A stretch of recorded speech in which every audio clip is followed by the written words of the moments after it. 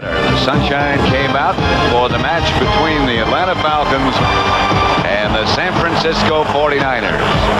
Pat Summerall here with John Madden. Now, John, we're in agreement on this. We've often felt and always thought that if you can hang in there until Thanksgiving Day or till December, then turn it on, you got a pretty good chance of being in the playoffs and going on from there. Yeah, that's when you really have to be peaking. I think you position yourself until now, and then from now until the end of the season is when you really make your move. Now, the 49ers have already clinched their division, so the next thing they have to work for is to get the bye week. In other words, be one of the two best teams in the conference.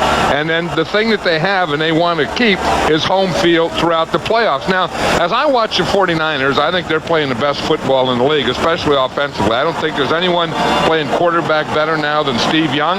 He has all the weapons, and he has so much confidence. He's playing the game, and the 49ers are playing the game the way that it should be played. They are hot.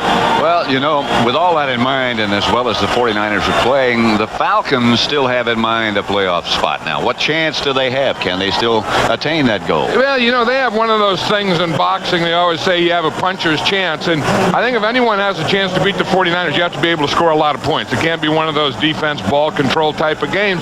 And one thing about the Atlanta Falcons, they do have weapons. I mean, Jeff George, if he gets hot, he can do a lot of stuff. He has Andre Rison out there. He has Terrence Mathis. He has a lot of weapons. And if he gets hot and doesn't have any turnovers, he can do some damage. The 49ers will get the first chance at it. That's Dexter Carter back deep.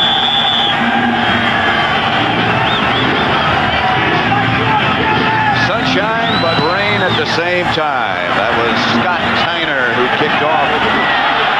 Ball bounced in front. Adam Walker finally fields it and takes it out to about the 35-yard line, where the 49er offense will take over. And as John Madden just said, they are rolling. Steve Young with a hot hand. He leads the NFL in percentage of completions. The offensive line has come back together, with the exception today of Bart Oates. Chris Dahlman will start at center. Deason Sapolo, Wallace, one of the tackles. Harris Barton, the other. Those are the men that will carry the ball, handle it for Steve Young. First and 10 49ers just outside their own 35. Young gets it to Rice. Flips down. Got 5 yards nevertheless. Darnell Walker was the defender. Let's look at the Atlanta defense. Up front, it's Dolman, Gardner, Pierce Holt, the ex-49er, and Chuck Smith. The three linebackers, the veteran Clay Matthews, Tuggle, and Tippins. And the secondary revamped the last couple of weeks. DJ Johnson, Case Ross, and Darnell Walker. 2nd and 6. Rice got only 4. At the 40.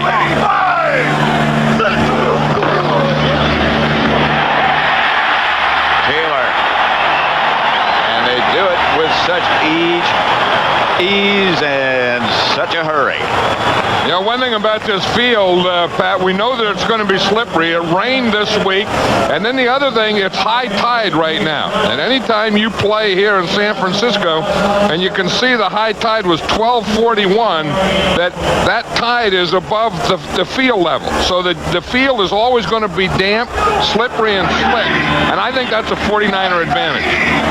They're used to it. 1st and 10 in Falcon territory behind Brent Jones. One of the few times recently that Steve Young has thrown anything less than perfect. You know, that pass just before that second down pass, or the first down pass, was perfect. I mean, that's where he throws it the best, where he takes that quick 3-step drop and throws to his left. I mean, I still say that Steve Young throws better to his left than he does to his right, and will throw more to his left than right. He'll deny it, but it's still true. Everyone denies it. Young to Ricky Waters over the right side. picked up about 3, stopped by Clay Matthews. See that Ricky Waters has that Band-Aid type thing on his nose? That's a thing that's supposed to help you breathe better. Not for protection. No. It has nothing to do with protection. It's supposed to open your sinuses and open your nasal cavity and allow you to breathe through your nose better. Jerry Rice wore it last week. 3rd and 7, 3 wide receivers. For Rice, complete. Young laid it right in there. I think when you're hot like Steve Young, you can throw it anywhere. I was just saying he throws it better to the left, and he threw this one perfectly to the right. Here's Jerry Rice out there, man-to-man. This is just a quick fade. He just starts into the outside. He gets that left hand up there, gets a little push, and the ball is thrown perfectly. He wants to throw it right over the corner, get it right over Phillips, and right into Jerry Rice's hand. Just dropped it in there. That's a perfect throw. Can't defend against that. Brad Edwards came over to help out. 1st and 10, San Francisco at the 18. Here's Young back to throw. Deals it out to Ricky Waters at the 12. Clay Matthews on the bottom of the pile. He was trying to hit Jerry Rice in the end zone on that one. Rice had pretty good coverage, and that's the thing about Steve Young. Now, I mean, he can look deep, and then he can come back medium and then go back short. You're going to watch Jerry Rice. He's up on top there. He's going to run a post pattern. You see, that's what he wanted to hit. You see Rice right up there in the middle of the screen. He tried to hit there. That was covered pretty well, so he had to come off to Ricky Waters as his secondary receiver. 2nd and 4. Waters hit by Clay Matthews, but near a first down. Oh, Ricky Waters took that load in that pile, and he made it go the way he wanted it to go. That's when you win. You know, a pile starts with a collision, and then if you win it, it goes the way you're going. If you lose it, it's going the way you just came from. This they're going to have to measure. Have you tried this? George Seifert, who's done such an outstanding job as the head man for the 49ers since he replaced Bill Walsh. Have you tried any of that Band-Aid on the nose? No, I have one, though. They gave me one. I'm going to try it. I can give him a severe test. I had 11 broken noses. I can't breathe at all. So. But you know, it works for me. Yeah, that's a true test. But I think that most players have trouble breathing through their noses, and then as you get tired and breathing through your mouth, you get all dried up and all those kinds of things. That could be something if it can help. 2 tight ends. Rice split wide right.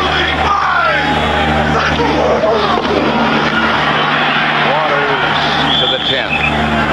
To the 5, I'm sorry. They're already got it 1st and goal. You know, this is a test to me for the 49ers.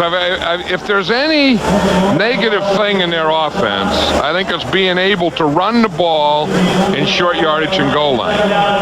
And, and that is being picky. I mean, I think this is as good an offensive team as there is in football. But I think if they lack anything, it's being able to run the ball in the end zone from this area on in. 2nd and goal from the 5. Steve Young throws it out to Ted Hobson, the backup tight end. Too many times, I think, just to continue the thought that you were on, it winds up in Steve Young's hands, his responsibility, however you want to say it. Well, he's the guy that has to do it, and either running it. If you've seen, when they get to the 3-yard line in, Steve Young has scored 5 times running the ball.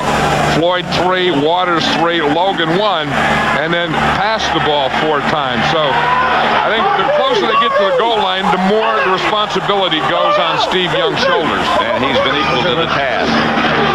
Young back to throw. To try to throw. Touchdown. I beg your pardon. He was out of the end zone. Didn't get them both down. John Taylor at the back of the end zone. And the 49ers will have to settle for a field goal attempt. But that was a pass protection one. Watch the pass protection that Steve Young has. He really has way too much time here. Look, he looks right, he looks left, he looks middle. He stands there and stays with John Taylor. John Taylor is wide open back there. You see his left foot did touch down. Out of the end zone. But there was no defender on John Taylor. Nobody close. That was great pass protection. Doug Bryan now will try for 24 yards out. And the kick is good. June Jones, the head coach of the Atlanta Falcons, and he was, as we talked with him last night, just saying this 49er team that we're facing tomorrow is just a very nice team. Yeah, and the one point that he made, and it's going to be a test now for the Falcons right off the bat, he said they're going to move the ball, they're going to score, they're going to do things. He said the key is when they do that we don't get rattled. So I think he told his team they're going to come out, they're going to get the ball, and they're going to march down and score, but don't let that affect you. Well, it has to affect you. Yeah, but I think what his point is, if you're going to beat the 49ers, you got to get in a shootout with them. And, you know, that if they score, instead of getting all rattled, just say, well, we'll go score one now ourselves. Well, that's the kind of philosophy it's going to take to stay with a 49er unit that's so hot. Their offensive unit just playing tremendously well, and so is the defense. Yeah, and, you know, and this is going to be a test for that defense. You know, when they got Deion Sanders, I think that was a big plus. Then they can move Merton Hanks into safety. And then when you play four wide receivers, Merton Hanks, having been a corner, can also play as a cover guy. Doug Bryan, who just hit that field goal to kick off for San Francisco, Clarence Verdun and Eric Pegram back deep. Verdun at the 16. Cut down there by Derek LaVille.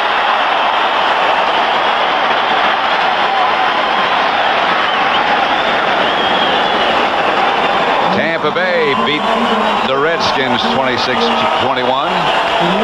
Welcome to Candlestick Park in San Francisco.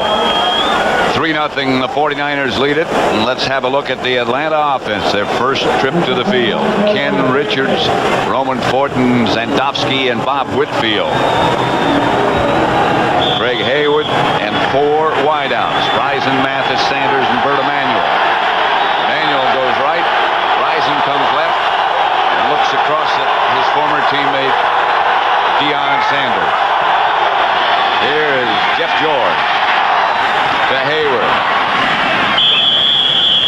Out to about the 29. San Francisco's defensive unit really remade since last year. Tim Harris starts at defensive end along with Stubblefield, Young, and Jackson. 2 linebackers against this red gun offense, Norton and Plummer.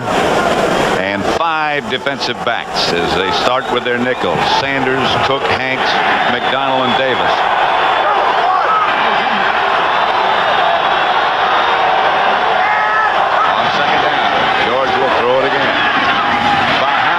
Emanuel, incomplete. You know, one thing I think Deion Sanders likes to play man-to-man, but it was interesting on that play, the Falcons went triple to the right side, and Deion Sanders and Merton Hanks stayed back here and doubled Andre Rison on this side. That's unusual. Well, they have a lot of respect for Andre Rison because they usually don't give Deion Sanders a lot of help, but that time they had both Sanders and Hanks on Rison. There goes Mathis to the right again. They wind up trips in that direction. Pass is almost intercepted through the hands of Mathis, almost picked off by McDonald. Yeah, and they're bringing, again, they brought Merton Hanks to the same side to help Deion Sanders on Rison, and that's forcing the Falcons to read that they have to throw to the right and keep the ball away from Rison, and that's been done by coverage. Alexander back to punt to Dexter Carter.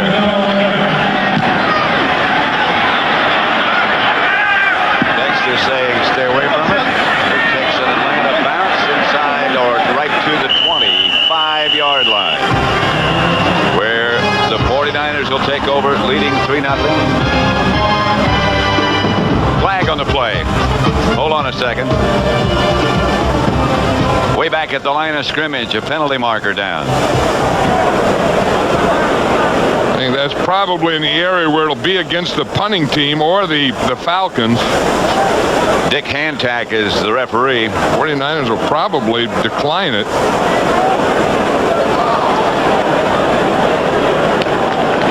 It is against the Falcons, illegal man downfield, and 49ers, I think, are going to make them punt it again. They're going to make them punt again. Back them up 5. Ineligible on the kicking team, number 50, downfield prior to the kick. 5-yard penalty. Repeat the down.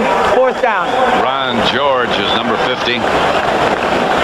June Jones is probably saying, well, here we go again. Yep. A couple weeks ago, it was against Denver. It was a penalty-filled game. Last week, the game that we did against Philadelphia, they had a season-high 14 penalties. And now the first time they get the ball and they go to punt it, they get a penalty. So, Alexander back again to kick. Good a kick. 49ers were right. Handled out of bounds by John Taylor. He used to be a punt returner. He just couldn't contain himself. 3-0.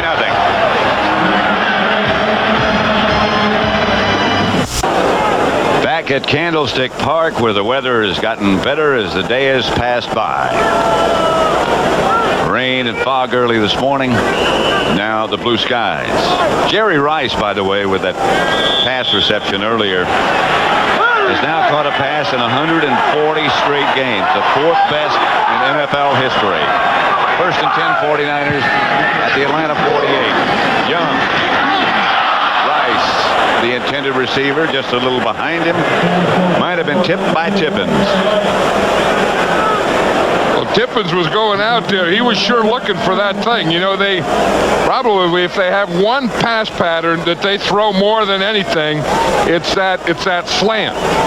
Now, the slant is just right here at the bottom of the picture. You just come up and boom, you go right in there. And it looked like Tippins was just looking for that one, and he was coming out all the way. He saw that thing all the way. 2nd and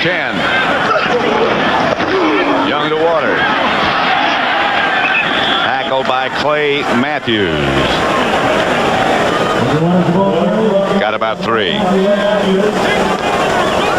Consecutive games with a catch. Art Monk, who caught one today to extend that streak and tie Steve Largent. Jerry Rice with 140. And the Cleveland tight end, ex-tight end Ozzie Newsome with 150. Next Saturday at 12:30 Eastern, here on Fox, Art Monk in action with the New York Jets.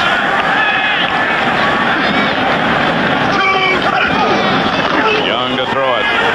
Ducks under. Down he goes. Chuck Smith was the first man there. He got an assist from ex-49er Pierce Hope. Let's watch your coverage here on Jerry Rice. The thing that you have to do is if you get up and bump him, that's one chance you have in success. And that's exactly what DJ Johnson did there. He got up and he bumped him, and that took Jerry Rice out of the pattern. Now that makes Steve Young hold the ball a little, then you have a chance to get a sack. Clarence Verdin back. That's Klaus Wilmsmeyer who will punt it for the 49ers. Clarence Verdin is deep. Good kick this time, hanging high. Signals fair catch at about the 9. That's where the Falcons will take over with the 49ers leading 3-0 in the first quarter. Remember the last time that San Francisco and Atlanta played, they had that fight between Deion Sanders and Andre Rison. Deion explained it to us. This was 2 plays before the fight. He said he went to jam him. He got him up under the throat. He said he apologized. This is the second play. He thought it was all over. Now here's the third play. Rison comes, fires out at him. Deion starts pumping him with the left. They both get fined $7,500. They said that's not going to happen in this game now. The Gladiators. Greg Hayward. The Gladiators? Yeah. I don't know what that was. But Deion said he thought it was all over. Hayward hit behind the line of scrimmage and pushed backwards. Hit by Norton first. Well, Well, if you're going to get Ironhead Hayward, that's what you have to do. You have to get him before he gets his shoulders square and before he gets started. They're working on Jerry Rice there, Pat, on the sideline. I think they're checking his ribs. They were working on him earlier and checking the rib area, and then they sprayed something on there, and then they started taping him. Might have taken a blow to the ribs on that slant pattern that he ran earlier. He does have bruised ribs. That's that information. Here's Jeff George back to throw it. Out of the pocket, George. Intended for Emmanuel. Incomplete. Well, Jeff George is one of those streak-type guys, Pat. When he gets hot, he can get very hot. And when he gets cold, he can be very cold. And he hasn't gotten started yet. No. 1 for 4 for 7 yards. And, and this is poor field position here, too. This is a spot you got to be careful about throwing it to the other people. Well, Deion Sanders is staying over here on the right defensive side. Rison's coming out with him. And Andre Rison has so far come out here to his side every time. George out of the shotgun now. 3rd and 11. Plenty of time. Incomplete. Good defense by Eric Davis. Intended for Bert Emanuel. And that's where I think picking up Deion Sanders will really help this 49er team. Generally, it helped him in the secondary, but specifically, I think it made everyone a better player, including Eric Davis. I mean, as you said, that's just great coverage. Because he had help deep, he could run a little underneath that pattern. Alexander's kick is handled by Dexter Carter. And the 49ers will take over at the Atlanta 36. San Francisco leads Atlanta by the score of 3-0. And they take over with 6 minutes to go in the first quarter in good shape.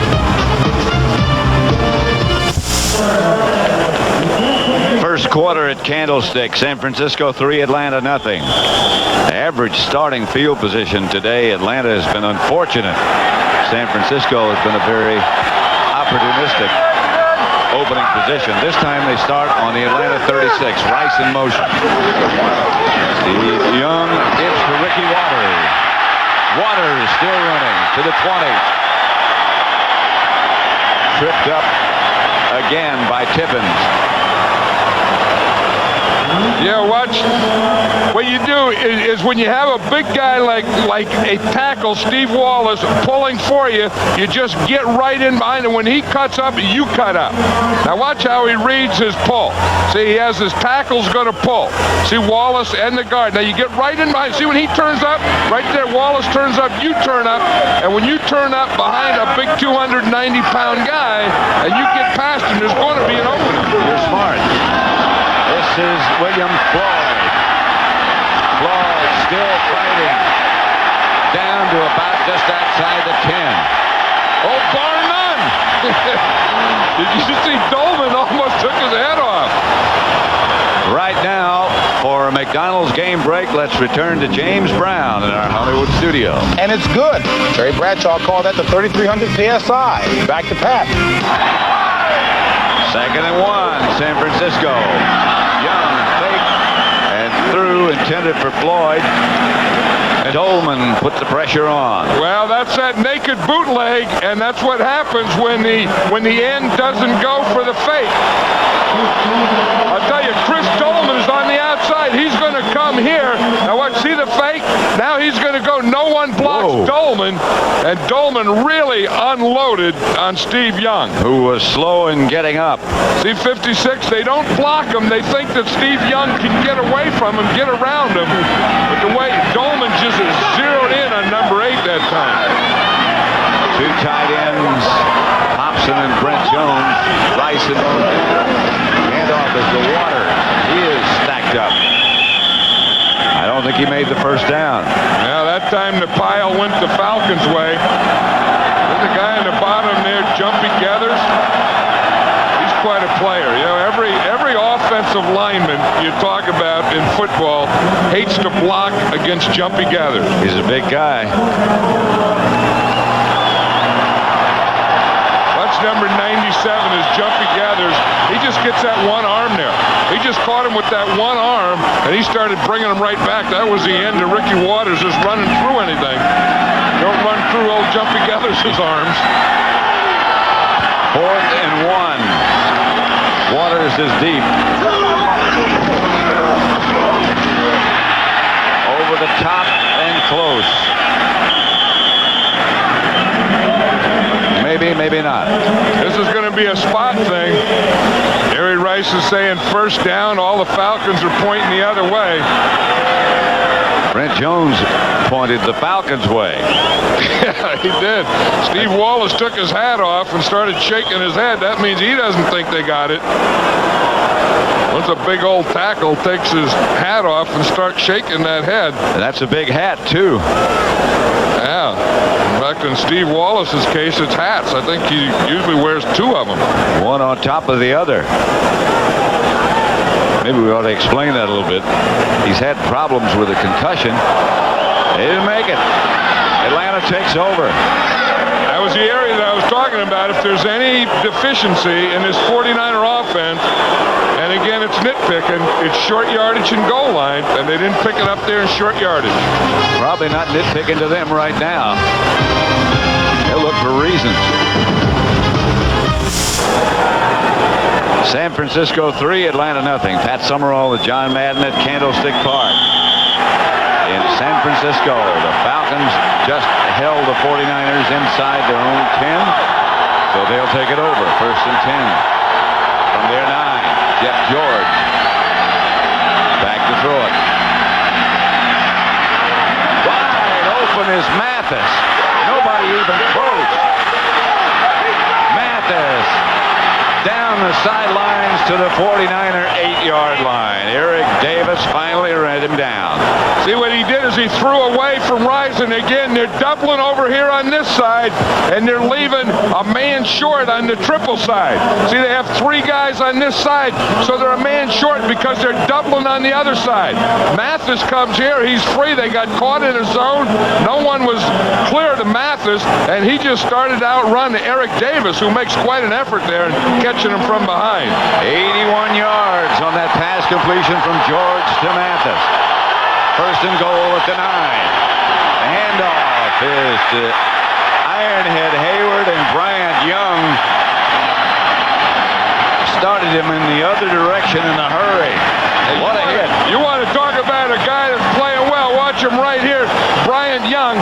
Again, on any run, you can't allow penetration. Bryant Young goes in there sideways, and look what he found. He found a big old load in Ironhead Hayward, and he hit him right between the numbers. Boy, has this guy come a long way as a rookie. Ever. I mean, he's very close to being Rookie of the Year, Bryant Young. 2nd and goal at the 11. They lost 2. Jeff George has got trips to his left. Back to throw it. Looking, touchdown to Emmanuel. They've been trying to work him. He got single coverage, and they got him. That's the thing that they do is they'll give you formations. Now, again, Emmanuel is the only guy here. Eric Davis looked like he just was frozen there. If you're going to be up on him, you got to bump.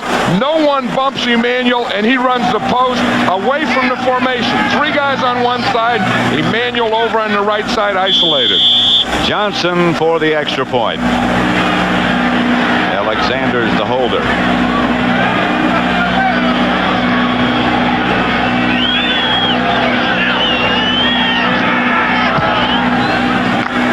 The extra point is good. And the Falcons take the lead 7-3. See, here's what they do. Here's the triple here, Pat. 3 wide receivers on this side. Now, this is the offside. See, they got all these defensive backs over here. They're all covering off here, kind of zone and a man. And then on the other side, you get man-to-man. This is where Emmanuel comes from. He looked like he just froze Eric Davis there. Emmanuel gets by Eric Davis, runs past the linebacker, and Jeff George throws it to him perfectly. But that's where these guys can give you so many problems with this run and shoot. You know, they can have 4 wide receivers. They can put 3 on one side, 1 on the other side. Right. Or they can put 2 and 2 or go in any combination. I think Eric Davis had to be expecting some inside help on Emmanuel. Well, he did. He had some inside help from a linebacker, and Emmanuel just ran right past his inside help. And that was McDonald, who in this defensive lineup for the 49ers becomes almost a linebacker.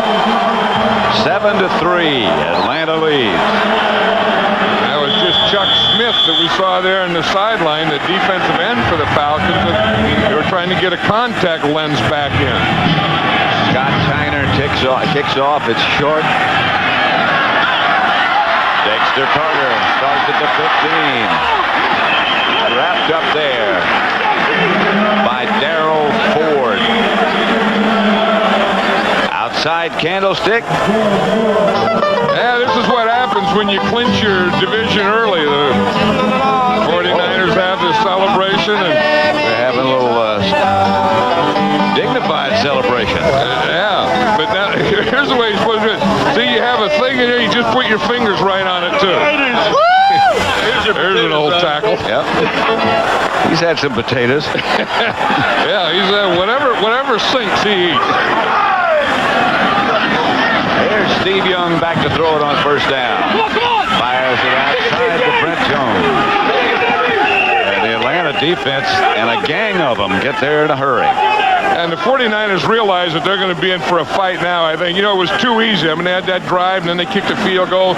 Last time, they had good field position. They drive down, go for it on fourth down, don't get it. And now Atlanta, when the 49ers didn't get it on fourth down, now Atlanta takes it. They march it down the field on them. It's been a long time since San Francisco has been behind to anybody. I'll tell you, Pierce Holt played that fourth down play very well. That's what gave him a lift. Here's Young back to throw it again.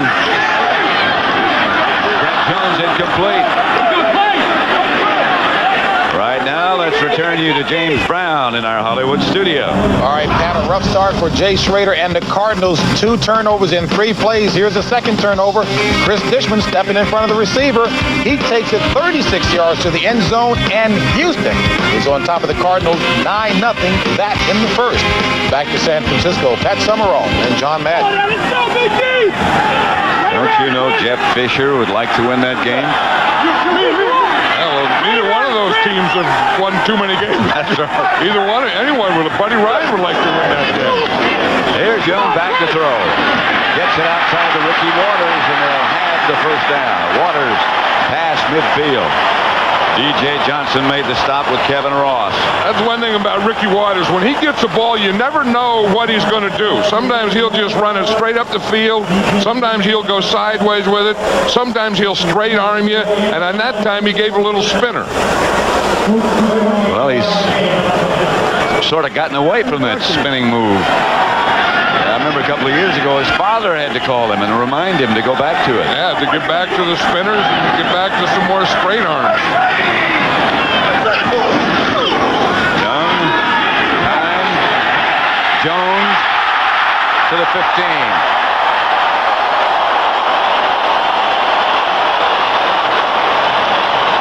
That's what you do to that zone. Anytime that they're going to leave, here's the tight end right here, and they're going to leave you a middle in here, then you have to take it. Now watch Jones. He comes to the outside. The 2 safeties are working to the outside receivers. The linebackers have to get back. You get in behind the linebackers and in front of those safeties. And that's where they drop the ball. And they spot it at the 14, where it's 1st and 10, San Francisco. Waters will fly. That's Ricky Waters. Another spinner. Yeah, but that wasn't a very good result at the end of that spinner. I mean, he spun into something he didn't like. He darn near got that bandage knocked off his nose. Got hit pretty hard, but at least he's breathing better. That's the end of the first quarter with the score. Atlanta 7, San Francisco 3.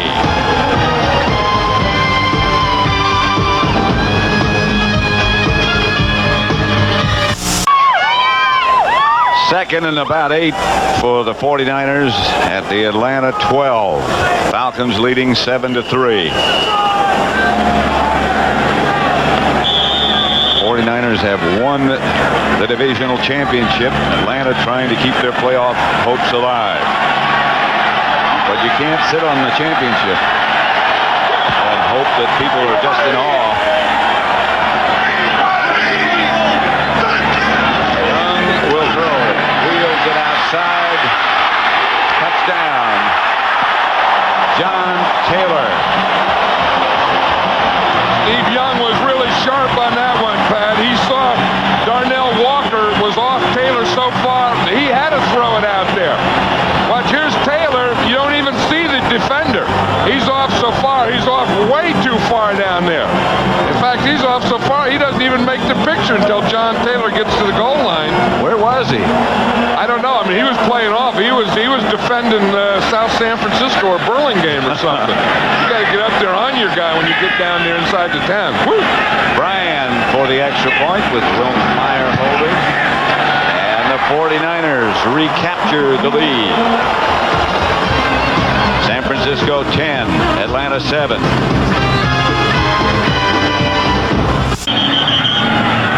Doug Bryant kicked off, I think, before the officials, or we were ready. 3 minutes and 55 seconds. Now that's good officiating there. When the official, he was talking while he was running, wasn't he? That's hard to do. Was that his mic on? Yeah. That's hard to do. Yeah, see, be understood. Right. They'll give him the ball, but they can't kick it until the official whistles. He had to run all the way up because he's the referee, and he is all the way down in the far end zone. See, and he's the guy that's going to tell him when to start, and you're not going to kick it till he tells you to start. He had a lot of run after whistle, didn't he? Raw. He's still not going to let him start yet. He looks like he's commanding invasion. There it is. Now, see, bring it on, he said. They're ready to rumble. Clarence Verdam will take it from the 2. And be knocked out of bounds at about the 15.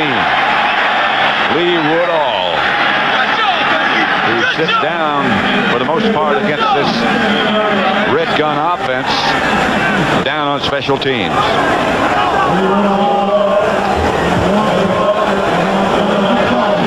I think that's still Chuck Smith that they're working on over there, Pat. He's the starting defensive left end for the Falcons, and they still can't get that contact in. Got to get some more of that stuff on there. Or he's got to get bigger eyes. That guy got to get smaller fingers. Greg Hayward behind Jeff George. George wings it out in the direction of Andre Rison. Deion Sanders right with him. You know what they call this? They call this a fade stop. A fade is just a quick up, and then if you start up and you stop, you see, you start up and he's going to throw it short. Right there. He said, Jeff George was saying that's the one thing that they think they can get on Deion Sanders is that fade stop. They didn't get it. 2nd and 10. I think that's the first time they've thrown to Andre Rison. It is. We're in the second quarter. George comes to his right, throws back. That's Ricky Sanders.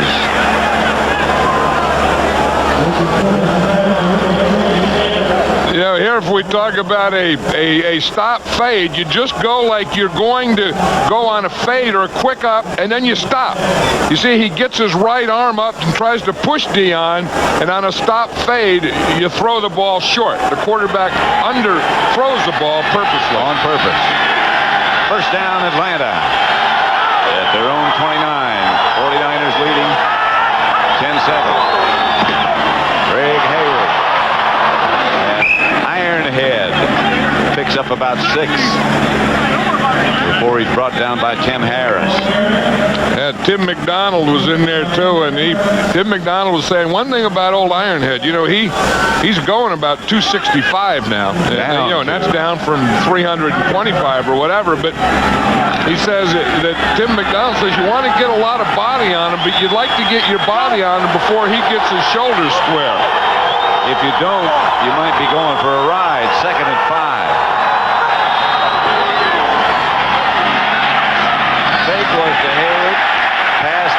to Terrence Mathis didn't fool anybody.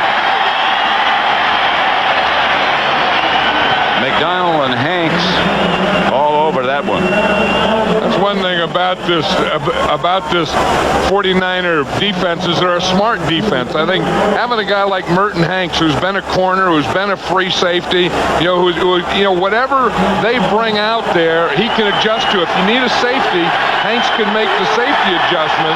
If you need a corner, cover guy, he can make the corner or cover adjustment. George out of the shotgun this time on third down. Jeff George. Pass was bounced out of the hands of Mathis and intercepted by Merton Hanks. That's about the third time this year we've seen him get a pass, an interception like that, a rebound. And because he's very alert and he has very quick hands. And he can see the ball all the time. And that's all you have to do is stay with it. You can't blame the quarterback on this one. You see, he's just kind of zoning off. Mathis just lets the ball hit him. The ball goes up in the air. Now, Hanks is quicker there and more alert than Terrence Mathis is. And he comes up with the ball. And the 49ers take over. 1st and 10 at the Atlanta 44. Now, you can't blame Jeff George for that one. 1st and 10 at the 44. Steve Young has two wide receivers to the right. He puts Ricky Waters in motion, throws it outside to Waters, and he gets about 8. George Seifert says that coming out of the backfield, receiving out of the backfield, Ricky Waters is the best he's ever seen. Yeah, and they've had a lot of good ones coming out of the backfield. When you think of all the passes over the years that Roger Craig caught, I mean, I think Roger Craig was one of the best that I've ever seen. And on that last play there, Waters could have used his spin move maybe instead of going out of bounds. Spin back inbounds once in a while. Waters has caught 3. 2nd and 2. Switches his backs around. Puts Ricky Waters in motion. Steve Young taken down from behind. Chuck Smith got his contacts in place in time to find number 8. Just in time to get a sack. Chuck Smith is up here. He's number 90. See, they bring the linebacker on the tight end, and then that kicks the defensive end out. So Chuck Smith isn't playing over the tackle. No one blocks him. I mean, that's just a foul up. They block someone else. Chuck Smith is saying, what the heck's happened here? No one's blocking me. I'll just go in and get the quarterback. They just blew that assignment. 2 sacks for Smith. 3rd down for San Francisco. They go with 3 wide receivers. Young is back to throw it. All the way back across the field to Ricky Waters, and nobody even close to him. Out of bounds at the 3. Make it even closer. About the 2. He's probably hitting himself in the side of the head because if he made a cut back to the inside, he could have scored a touchdown. I think he's just getting too close to the sideline and going out of bounds too easily. This is a great play by Steve Young. Good pass protection. He's looking all over the field. Everyone works for Steve Young. Everyone works on this team. Waters finds the opening, just takes it right down the field. Now here, maybe he could have cut back inside, or tried to stay in and make the cut back there. 1st and goal at the 2. Waters and Floyd behind Young. Ricky Waters will get the carry and does not get in.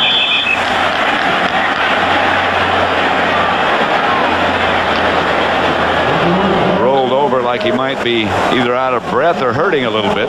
Well, that thing on his nose will keep him from getting out of breath. Yeah, that's true. That's the secret there. I think there's just no hole. I think that, he would have liked to have scored on the play before, and on that one there, the Falcon defense has been very tough in short yardage and goal line because there haven't been many holes or gaps to run in there. One of the big reasons is 97. The other is 95 right next to him, Pierce Holt. Those 2 in the middle. 2nd and goal for the 2. Floyd. And he doesn't get in. He got close, but didn't make it. What's the matter with him? Well, when you're a fullback and you weigh 245 pounds and you get down down the goal line, that's your job. You're supposed to get in. And when they don't give it to him, then they get upset. See, here he is. Waters kind of lead blocks for him there. And I don't know that the ball crossed the plane or not. It was close. Third down, about a foot. That was close, but it's when his knee goes down. I mean, maybe the ball wasn't across then. Timeout, Atlanta. Steve Young will visit the coaching staff.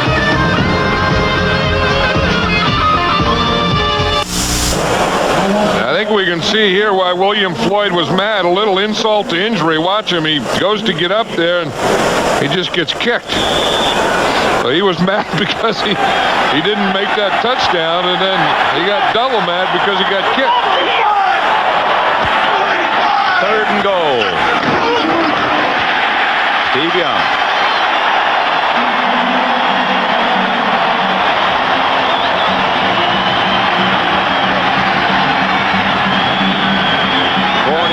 Increase their lead. And that happens more and more. They try Ricky Waters, he doesn't go. They try William Floyd, it doesn't go. And it all goes to Steve Young's shoulders, and he says, well, let's try the quarterback sneak. Now he's going to find a gap left or right. Usually it's the first gap. That time he went over two gaps. He went between the gap between the guard and the tackle. Steve Young became a two-gapper. Doug Bryan's extra point is good, and the 49ers increase their lead, 17-7.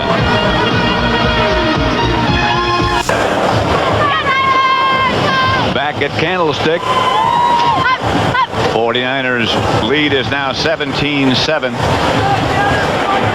with 10 minutes, 3 seconds left to go in the first half. Doug Bryan set to kick it off. Clarence Verdun is deep with Eric Peeper.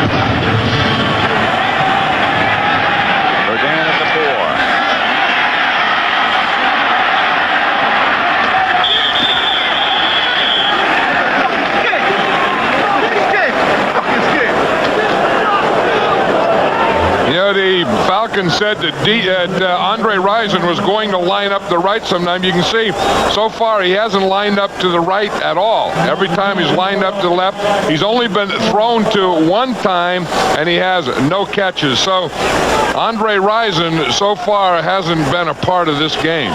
Now part of it is Deion Sanders taking him away. The other part is they have been zoning to Andre Rison and doubling Rison in some cases. Sanders on the move. They have three wideouts to the left this time for Jeff George. He looks in the other direction. Incomplete. Arm was hit. He was chased by Ricky Jackson. There's a guy who's been a real plus for the 49ers is Ricky Jackson. They got him from New Orleans as a linebacker, and then when Richard Dent went down, then they made him the right defensive end, and he was playing out of position, but a pro like Ricky Jackson can play anywhere. And then they bring Tim Harris back in, so now they move Ricky Jackson over to the left side, to the left defensive end. Todd Kelly at right defensive end now. That's Ironhead Haley. To the 30, about a couple of yards short of a first down. Tripped up by Tim McDonald and Dana Hall. Tim McDonald was saying yesterday that he likes to get as much of his body on a guy as he can, but I think when you see 265 pounds running at you, that sounds better on Saturday than it does on Sunday. You better get some more body. Hey, you watch, he doesn't get a lot of body on old Ironhead. I mean, he said he doesn't go low. He doesn't like to go low. I'll guarantee you, if you're going to get Ironhead, that's the best place to get him is low. 30 yards, yard and a half. George is going to throw it. He's chased. Brings it upfield, incomplete. The pass protection for Jeff George broke entirely down. It was intended for Bert Emanuel. Bert Emanuel didn't know that was a pass. He was blocking. That's what Jeff George is saying. Bert Emanuel never looked, never ran a pattern, and he's out there blocking. Watch him. He's right down here blocking. See, he's not even trying to catch a pass. He wasn't running a pass pattern. He wasn't looking for a pass. He must have thought it was a run somehow. And he's an ex-quarterback.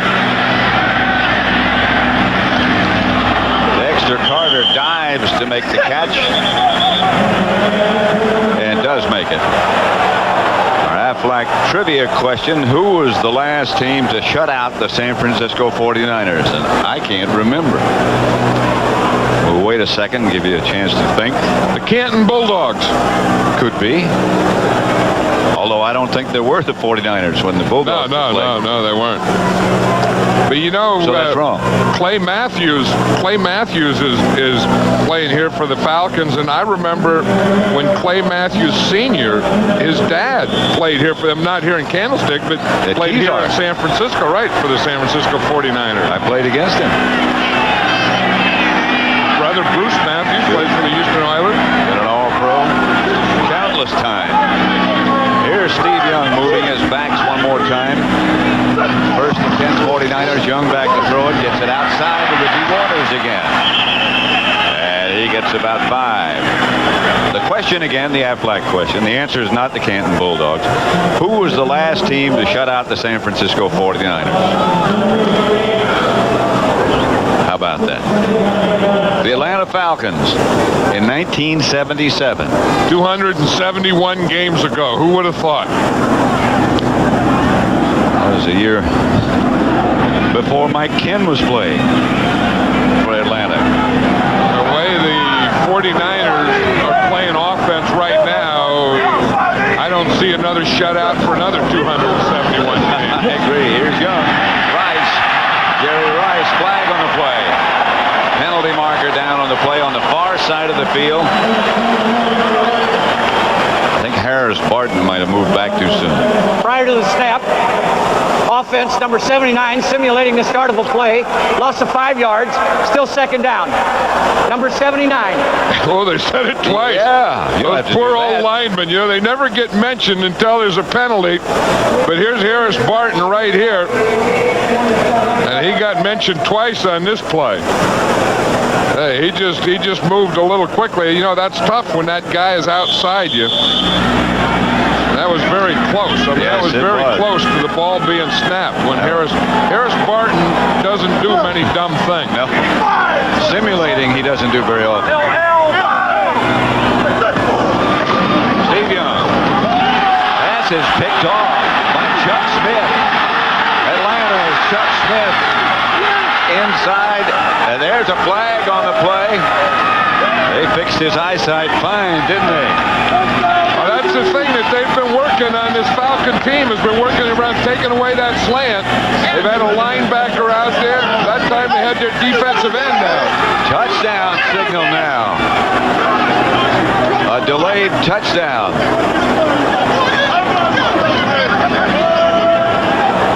Flags on the play also. On the play, number 40. Penalty is declined. Touchdown. William Floyd grabbed his face mask, and the dive gets Chuck Smith into the end zone. There's a face mask right there by William Floyd. And then you see Chuck Smith get that touchdown. But you see him, he started out like he was going to rush, and then he just backed out, and he backed right into what they call that slant lane. For the extra point, Norm Johnson. They will assess that penalty on the kickoff. The extra point is good. It's 17-14.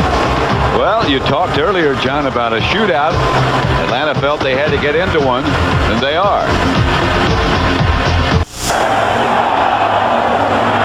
17-14 now. San Francisco leading. I think Chuck Smith got that dance from Deion Sanders from primetime. I think he did. That looked like a defensive end's primetime deal. Tyner to kick it off. It'll be from the 30 because it was on a touchdown. There is no penalty. Again, a short kick. Flag on the play. Adam Walker fielded it. What's happening to these kickers? I mean, they don't look like they can kick the ball very far. Well, this is the reason he's in there, Tyner, because he can kick it a long way. Yeah, but you got to hit it solid first. Maybe it's the tide's too high or something. Could be. Because Atlanta kickers are having a tough time. Offside on the kickoff. Number 36. Penalty is declined. First down. Yeah, he didn't even kick it far enough to take a penalty on that one. Let's watch that touchdown again, Ben. Here's Chuck Smith. Now, he's a rusher. He usually rushes here. He's going to drop back and right into this slant lane to take away that slant there. Steve Young doesn't expect this. You don't expect the defensive end to back up. You see, he looks, and by the time Steve Young sees him, there's hole 90, and Steve Young can't bring that one back. But you don't expect a big defensive end to drop and take the slant away. Young to Water. Stopped by Clay Matthews. Jesse Tuggle. Got about 4. Clay Matthews, we were talking about earlier that his dad played here for the 49ers, and here's an amazing guy. 17 years in this league as a linebacker.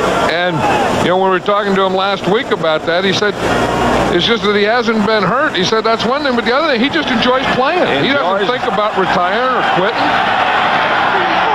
So why not keep doing what he's doing? That's what he said. He said, I just like what I'm doing, so I want to just keep doing it. Young changing the play. Looks for the fade through the arms of Jerry Rice. No flags on the play. Well, Darnell Walker was up there that time. Remember earlier, Darnell Walker was playing so far off John Taylor that he just gave him a touchdown. In fact, it looked like he didn't even compete.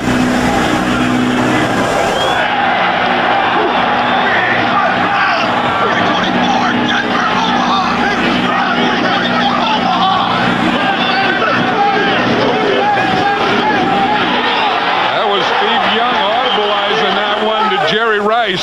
He saw that tight coverage. He wanted to throw that fade, so he called it Omaha. Called Omaha both sides. Young back to throw it again. Going deep again. Incomplete again.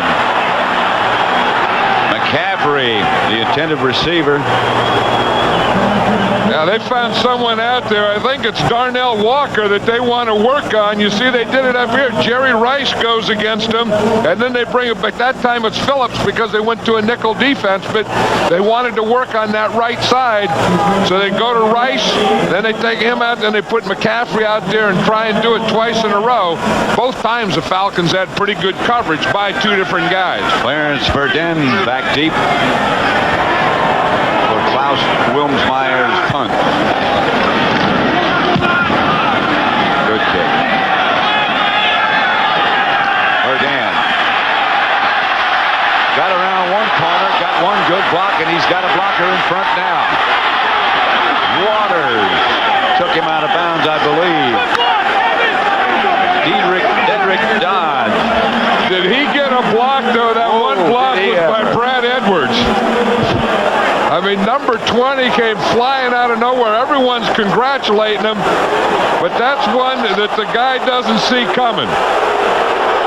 Let's see if we can see it here. It's going to be number 20 in white, Brad Edwards. That was 20 in red. That wasn't the guy that did it. But here it is. Watch it right here. Here comes Brad. Woo-hoo-hoo. That was a decleaner, one that put you on your back, and you got up looking out your ear hole. And you get up, start checking numbers.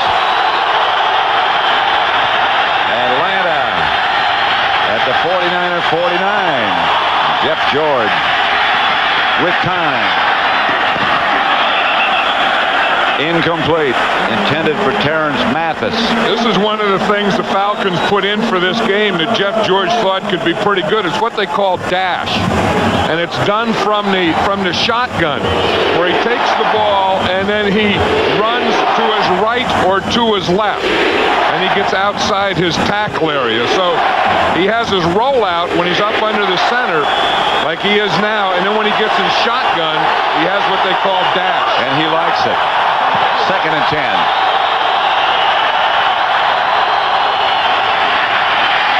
Gotta hurry. Does hurry. Gets it up to Hayward.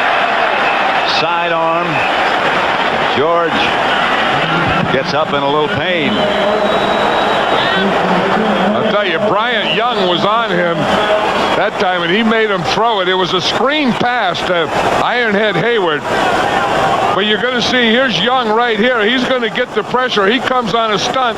You see, Hayward is going to block. Now watch Jeff George. Just as he starts to turn there, Bryant Young hits him, and then I think Jeff George hurt his shoulder a little when he hit the ground.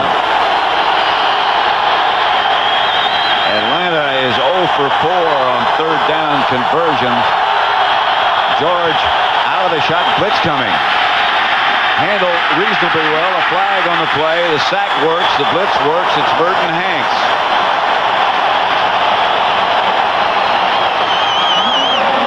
Dana Stubblefield was close by also. We've seen Merton Hanks do everything, Pat. Now he's doing some officiating there. We've seen him intercept passes. Holding. Offense number 62. Penalty is declined. 4th down.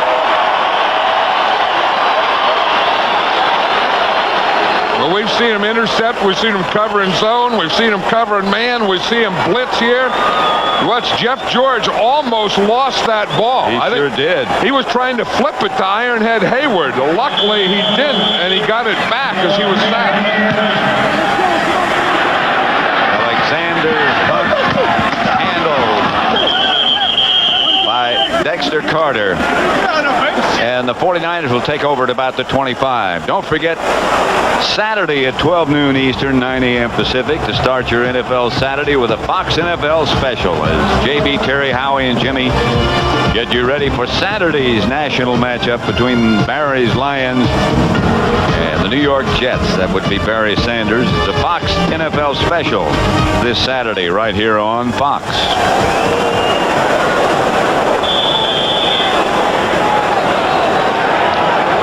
Man there, remember him all those years with the Washington Redskins. It looks like any defensive player that was a good player, a Pro Bowl player one time, the 49ers will pick up.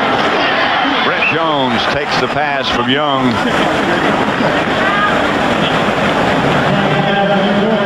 49ers are going to go with a no-huddle offense now. It's not because of time. With 5 minutes and 16 seconds, there's plenty of time. I think they just want to change the pace of this game and change the rhythm of it a little. 2nd and 5. Young has to come up out of the pocket. Fires it to John Taylor. Pass complete. 1st down, San Francisco. That mobility in the pocket. Boy, what an asset for Steve Young. And he's still going. Maybe they like the way that he audibleized that one to Jerry Reisner, letting him call this and audibleize here. 1st and 10. Rice was the man in motion. Young again steps up in the pocket. Hits right. To the Atlanta 45. Jesse Tuggle and Clay Matthews bring down Jerry Rice. Again, no huddle. They're up in a hurry. And Young calling the audibles to both sides of the field. Quickly goes to Ricky Waters. That should be enough for a San Francisco 1st down. Ross and Darnell Walker on the stop. I'm surprised we don't see more of this now that they have that receiver in the quarterback's helmet, because they can just tell Steve Young right there what they want. And he's right on the line of scrimmage. They're not huddling up. They're talking to him in his helmet. He's calling the play right there. And you don't give the defense a chance to substitute. Young outside. Boy, that'll stop the clock. Johnson, DJ Johnson, out on the coverage for Atlanta. And that'll not only stop the clock, but it looks like it's going to put the 49ers back into a huddle now. In fact, it is. You know, they were probably going to stay without a huddle as long as they completed the passes and kept it going. Now they threw the incomplete pass, so they go back to the huddle. 2nd and 10. At the Atlanta 42. The 49ers lead 17-14. Young is back to throw. Steve Young saw it coming, gets it out to Floyd. Just barely saw it coming in time to get rid of it. Darnell Walker on the stop with Chuck Smith.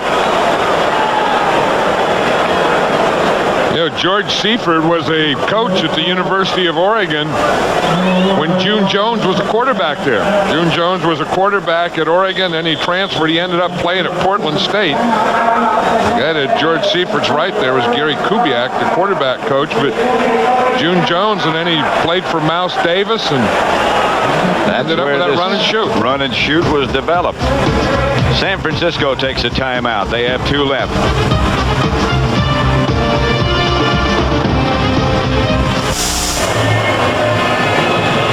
Back at Candlestick Park, Pat Summerall with John Madden. The 49ers leading 17-14. Jeff George landed on his shoulder the last offensive series, and it's still obviously bothering him a bit.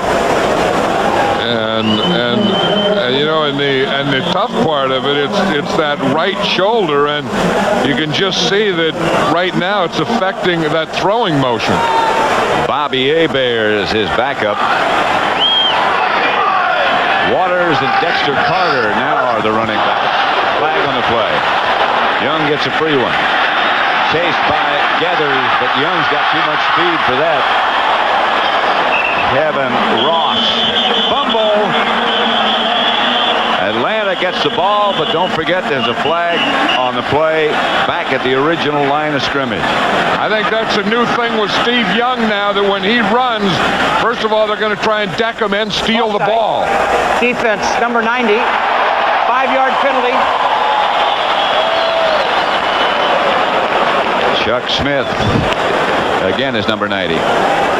And one thing, I think this is the thing with Steve Young now, is they're not only going to try and hit him at the end of the run, but, you know, he had that fumble Monday night against New Orleans, and now they're looking for the strip, too. So the 49ers dodge one right here.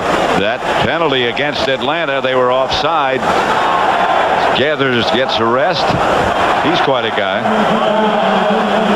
Yeah, he was trying to catch Steve Young, but when Steve Young gets in the open field, old Jumpy Gathers isn't going to catch him. You forget how fast he is, Steve Young. And Steve Young is learning a couple things. One, maybe you ought to slide at the end of a run, but 2, you better put that ball away. The handoff is to William Floyd, who gets maybe 4. Mo Gardner replaced him.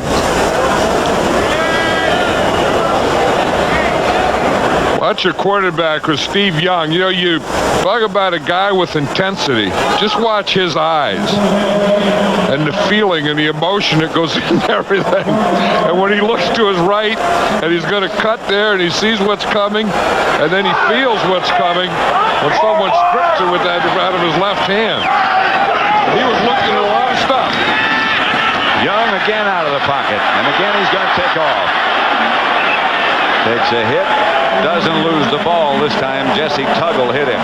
Well, he put the ball away that time, but then he took the hit. So it's, you know, it's 2 things. I mean, it's like doing, you know, 2 or 3 things at once. You don't want to run.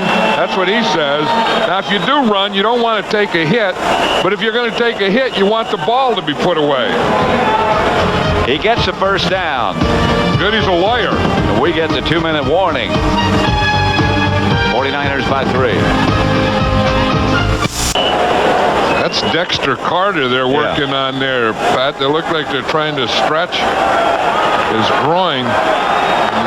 Probably pulled something, or sometimes with a wet or slick field, you will pull or stretch his groin. Young, the inside handoff. This is Floyd over the top at the 5. Scott Case upended it. William Floyd. That's what you call a key breaker there. What they do is they get Ricky Waters going one way. Here's Ricky Waters. They want him to key. They get Waters going this way, hoping to get a reaction this way, and then hand the ball to Floyd coming back this way. Now watch Waters. Everyone should be keying Waters. See, he goes that way. Everyone starts to flow with him, and then William Floyd counters that. Two tight ends for the 49ers. First and goal. Floyd to about the 3. Picked up 2. He was playing well is that Chuck Smith. He makes the tackle there. I mean, he's done everything. He has a couple sacks. He has an interception for a touchdown. They run the ball at him. He makes the tackle. He's made 5 tackles so far. That's a pretty good half for a big old defensive lineman. And he even lost a contact lens and had that thing put back in. Second and goal at the 3. 49ers lead the Falcons by 3. Floyd again. Burrows down to about the 2. And the 49ers take a timeout. They have 1 left with 39 seconds left to play in the first half, that is.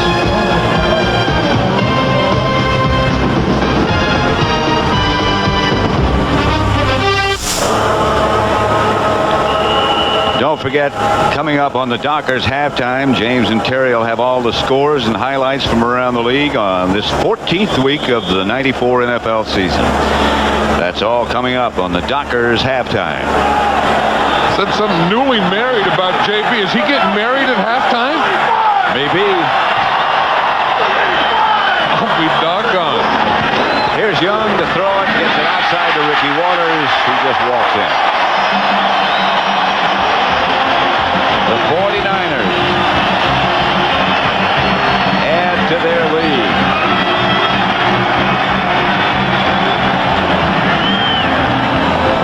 Yeah, here's Waters. Now, again, you get the double here, so everyone's concerned about the pass here. Waters just comes out here, and there's no one there. There may be a little pick there. You see right there may be a little pick, but not much, and Ricky Waters is just wide open. If it was a linebacker to cover him, he wasn't going to be out there anyway. And yeah, and the pick did help a little to delay him, but it was still going to be a touchdown. Bryant hits the extra point. It's 24-14. The 49ers lead the Falcons by 10.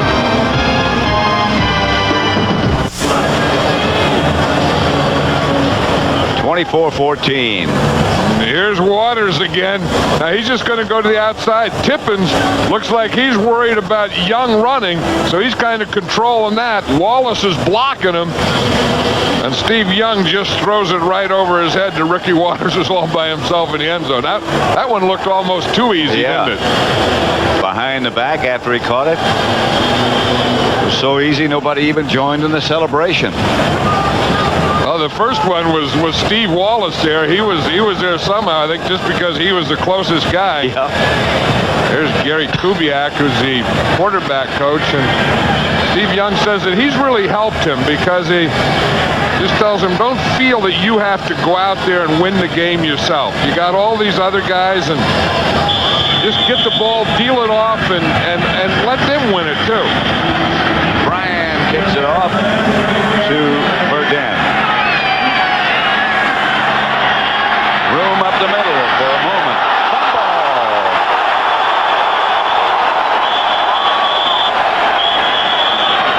Dedrick Dodge made the first contact. 49ers have the ball. It's Dedrick Dodge, I believe. So wait, watch for Dan's holding the ball there. You got to put that thing away when you go down. He didn't have control of it before he got hit. No. And then the 49ers, Walker is the first guy in there. It was underneath his back. I think he probably ended up with it, but didn't even know that he had it. Adam Walker made the recovery. The 49ers have 27 seconds left before halftime. 1 timeout remaining. Dan was saying this week how special teams guys and return guys could make big plays, they can also give up big plays. Plenty of time for the 49ers as quickly as they can strike. Taylor behind him, juggled it and couldn't hang on.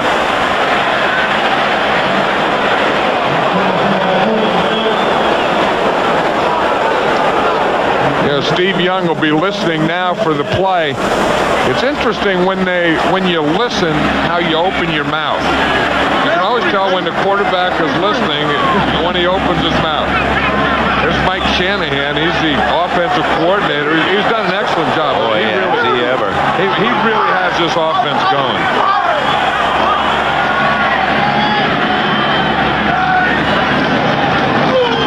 Young to throw it. Steps up into the pocket now to take off with it. A flag on the play. Behind Steve Young, a penalty marker. Yeah, it seems like every time Steve Young has run, it's been in that same hole. It's been to his left, kind of inside his left tackle. I think that, the rush of the Falcons has to get some control there because you can't let him have that lane. He's had that lane free to throw it in today and to run it in. And he will take it. Holding. Offense, number 61. 10-yard penalty. Repeat the down. 10 yards. Call against Jesse Sapolo. And Jesse Sapolo is right here, and maybe that's why that lane is there. But you see, if you look at it, it's a lane right there. You see, Jumpy Gathers is inside. He's being held by Jesse Sapolo, but Chris Dolman, number 56, is getting up the field, and I think he's given too big a hole there for Young to run in or throw in. Three wide receivers to the right. This is Ricky Waters, dragged down from behind by Chuck Smith. And that might have saved the Waters trip to the end zone. Chuck Smith has to be the Atlanta Falcon defensive player of the half. San Francisco. Timeout San Francisco. That's all of theirs for this half. They lead by 10. 4 seconds left. I think they're probably going to want to take that time just to kick a field goal. Try a field goal anyway. But Chuck Smith sure made that field goal a longer field goal. That and the penalty. Now the penalty the play before, and then the Falcons were caught in a line stunt. And, that's why Chuck Smith was stunning. The two on the one side, they stunted themselves right out of the run hole. And Chuck Smith stunted himself into the run hole. See, here's Smith. He's going to be coming this way, but Gathers comes this way. Dolman goes this way. The hole goes this way. But see, they're expecting pass, so they're just stunning. And Chuck Smith, number 90, stunts himself right into the play and just holds on with that left hand and makes this field goal try this long instead of about 10 yards closer. Going to be 46 yards. Good save by Chuck Smith. As you said, he's the player of the half for Atlanta. Doug Bryan has got plenty of distance, and it's good. That one left like a shot. That is the end of the first half with the score. San Francisco 27, Atlanta 14. Stay tuned for the Dockers halftime as Fox NFL Sunday will continue after these messages and a word from your local Fox station.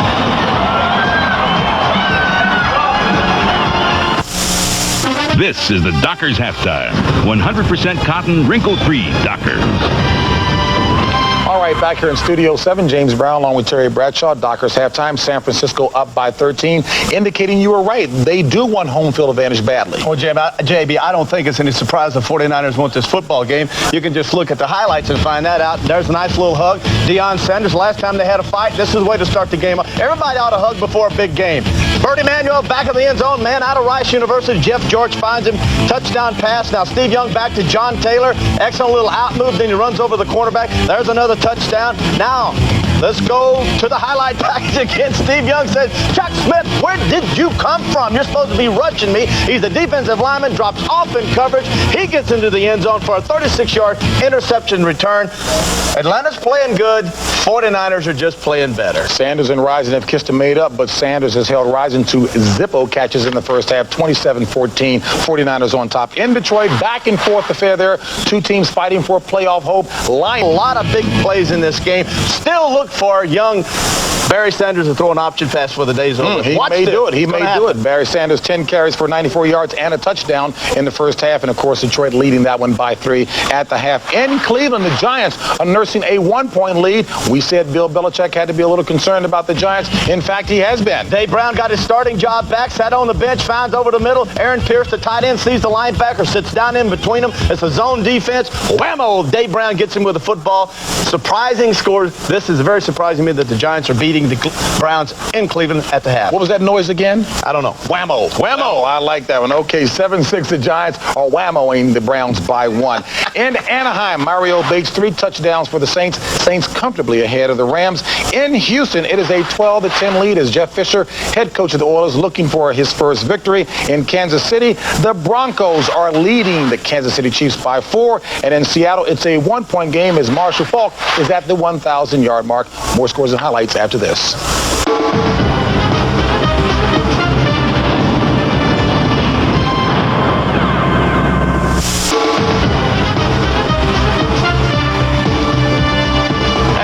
Back to Hollywood, the Dockers halftime report. James Brown along with Terry Bradshaw. And the Dallas Cowboys clinched the NFC East with an impressive victory over Philadelphia. Rich Kotite trying to stop a 3-game losing streak. You're seeing Rodney Peete in for the injured Troy Aikman, hitting the greatest route in all of football. The crossing route, Michael Irvin. Touchdown, Pete's happy Cowboys up by 7. Emmitt Smith out of the eye at the goal line. Inside the tackles, bounces outside. Look at this. Cowboys 2 TDs rushing on the day for Emmitt. Now, costly turnover. Eagles driving. Darren Woodson intercepts a poorly thrown Randall Cunningham pass. And down the sideline he goes, JB. Look at this. Impressive, yes. 95 Chad Henning staying up with that guy. That's what impresses me. Tampa Bay back-to-back victories. Go get him, Heath. Bomb down the field. Orlando Truitt, 77-yard Heath Schuler on the day. Really put up some big numbers. Whoa, look at this. You got to like that right there. Schuler down, happy, snap your fingers. Now, power play. Give it to the quarterback. Erickson, 1-yard run, 26-21. Tampa Bay. Neil O'Donnell started for Bill Cowher today. Looked good. Fake the eye, power eye, play action, tight end Eric Green, probably the finest tight end in all of the NFL. Jet Blake, his time has run out. Looking, staring. Oh, boy, watch out. Rod Woodson, 27-yard interception return. The Steelers just run all over Cincinnati, 38-15. And clinch at least an AFC wildcard spot. Bill, hey, look at Bill. I love this. Pooch punt. Look at this. Beautiful job set up by Pat O'Neill. Fake the field goal, pooch punt down there. And then the guard, Todd Rusi, he falls on it. That sets up this play.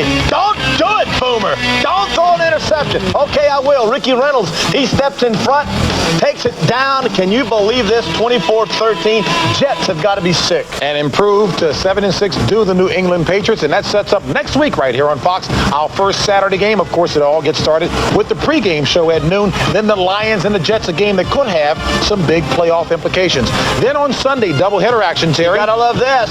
Philadelphia at Pittsburgh. Chicago, Green Bay, Minnesota, Buffalo, Rams. Tampa Bay won't tape to that one. All right, and then coming up on Sunday, it'll be the second half of the doubleheader. Some of you will see San Francisco and San Diego. And then Washington versus the Arizona Buddy Ryan-led Cardinals. All right, and in all cases, you check your local listings and you'll see exactly what's going to be shown in your area. And we'll have more of the what kind of halftime? What kind of halftime? The Dockers halftime. Dockers halftime right after this. Stay down.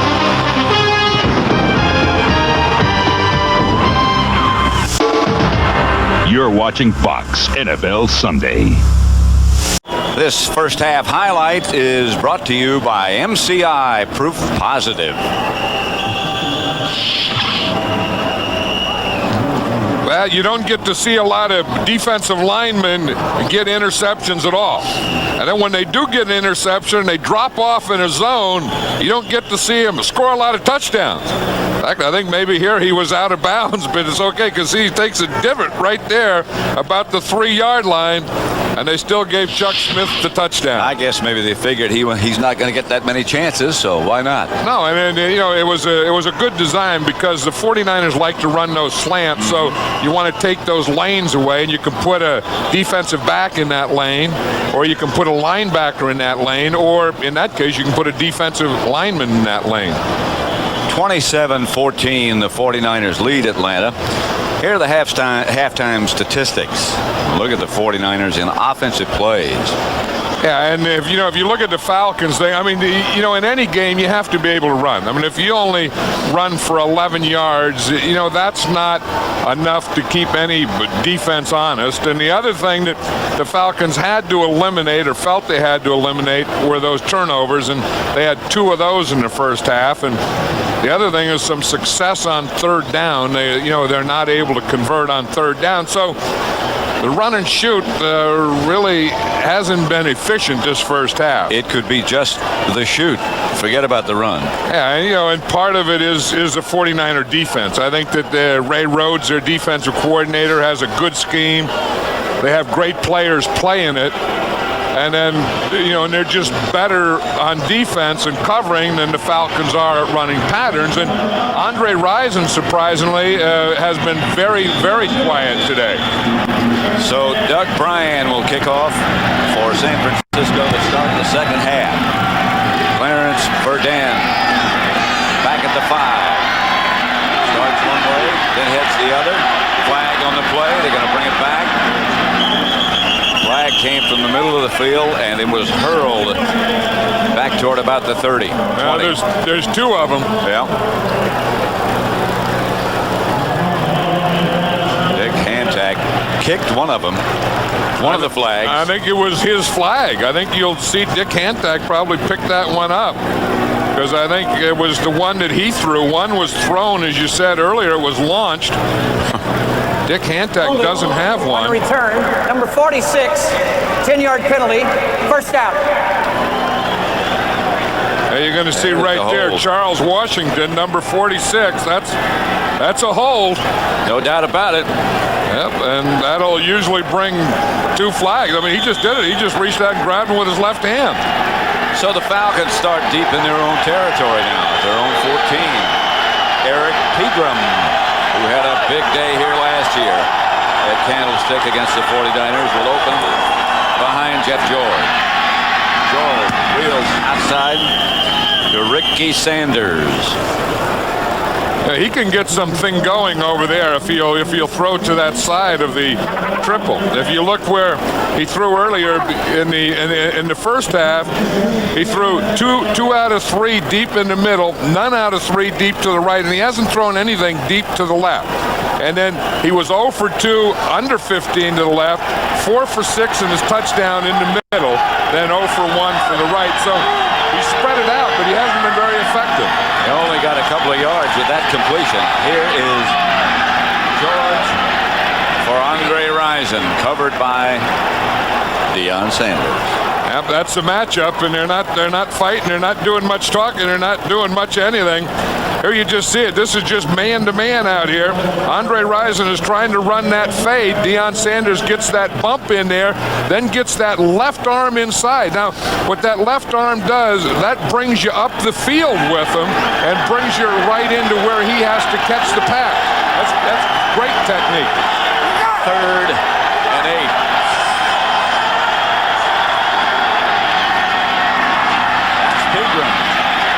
To the 21, they'll have to punt. Tripped up by Merton Hanks. That's the other thing about this secondary. One, they cover well. We saw Deion Sanders cover Andre Rison. Andre Rison has yet to catch a pass today, but they also tackle well. I mean, they tried to break Pregram there. Hanks, that was a great tackle. Nate Singleton back deep instead of Dexter Carter, who had a problem with his groin in the first half. The kick is fielded by Singleton, and the 49ers will take over at their own 44.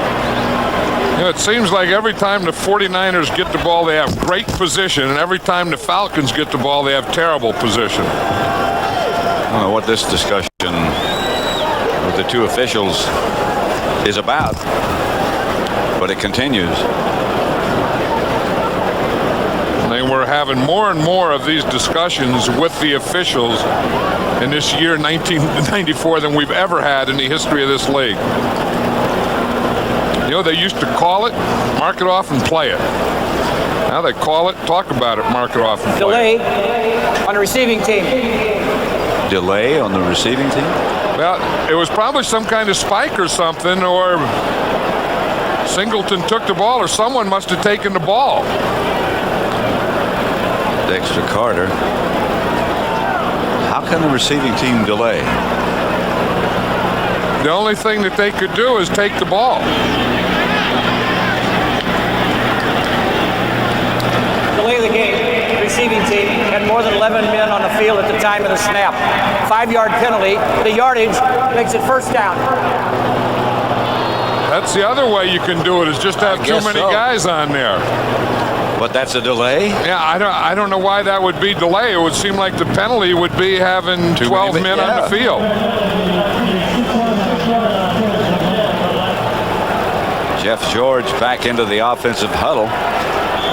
Bob Whitfield, the big right tackle. He has turned out to be quite a discovery for the Falcons. He's really been an excellent lineman.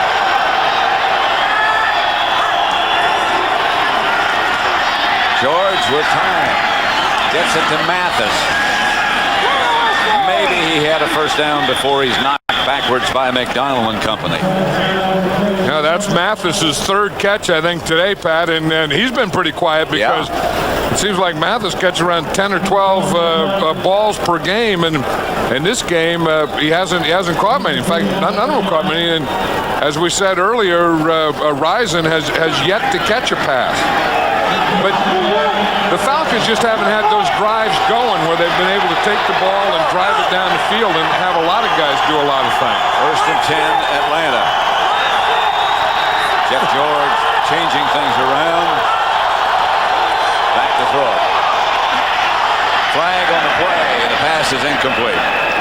You know, what kind of audible is that, though, that you have to use both hands to do it? Because he went like that, then Pegram went like that. They went with their hands, like about the distance of a ruler. That was Mike Ken. Holding. Offense. Number 72. 10-yard penalty. Repeat the down. First down. Number 72 is Mike Zandowski, the right guard. But did you see that audible? He had to take his hands out. Now watch him. He's going to take his hands out. You see, he had 3 fingers on one hand and 1 on the other. So he's kind of saying 3-1. And then Pegram did the same thing.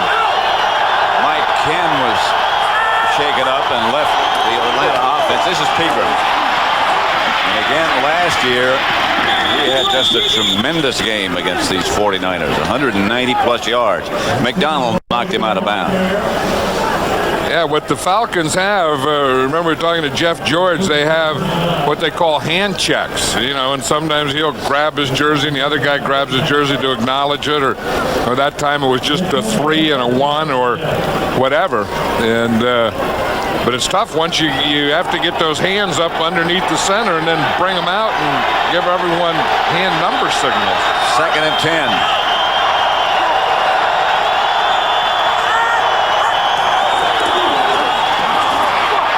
Pegram wrapped up by Ken Norton.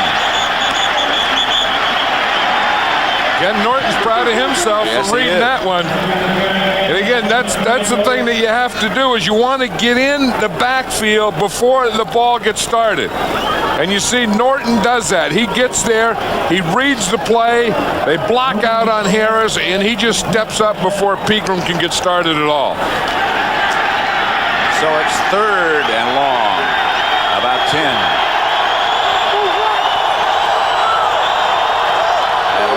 Unable to get much going. That one long strike. George. Mathis. First down. They took Mike Ken out. They have Lincoln Kennedy in there now. Here we see Mathis. He's up here on top. And again, if you give him that much room, if you give him that much of a cushion, he can just drive up and drive to the outside and will always get a first down, because he doesn't need a lot of room to slip that thing in there. You mentioned Lincoln Kennedy. Is he big? He came to training camp at 415 pounds. I think he's about 350 now. At least, yeah. Pegram hit behind the line by Bryant Young. Boy, he's done a job. Yeah, I mean, he plays so well. Watch how he's playing here. He's almost, if you look, I think his left foot is probably offsides there. He's in the neutral zone, but then he backs off a little. But he lines up sideways, then he hits that gap sideways, so he doesn't give you any shoulder to block. The only thing you can do is block his back, and you block his back sometimes or right into the running play. Technique originally, I guess, developed by Mean Joe Green. Here's Jeff George.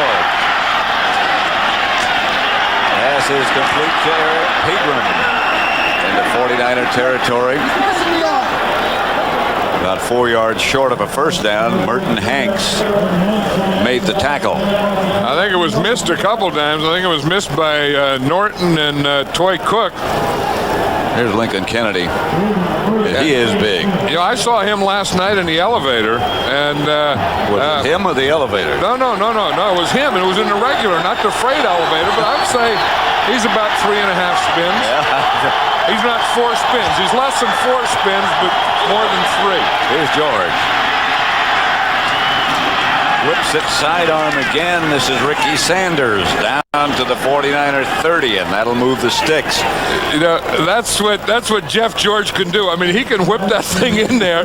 I mean, he threw that thing sideways, sidearm, and got it in there. You have no idea how he did that. Here's Mike Ken over on the sideline. But he rolled up on his knee. Looks like he'll be able to continue, but right now it's Lincoln Kennedy at his spot. But watch how quickly he just got that ball out in there and in that hole. George back to throw again. Gets away, and he's going to have a lot of time. Pass complete to Ricky Sanders again. And they took advantage of Tim Harris. Tim Harris tried to take an inside move on Lincoln Kennedy.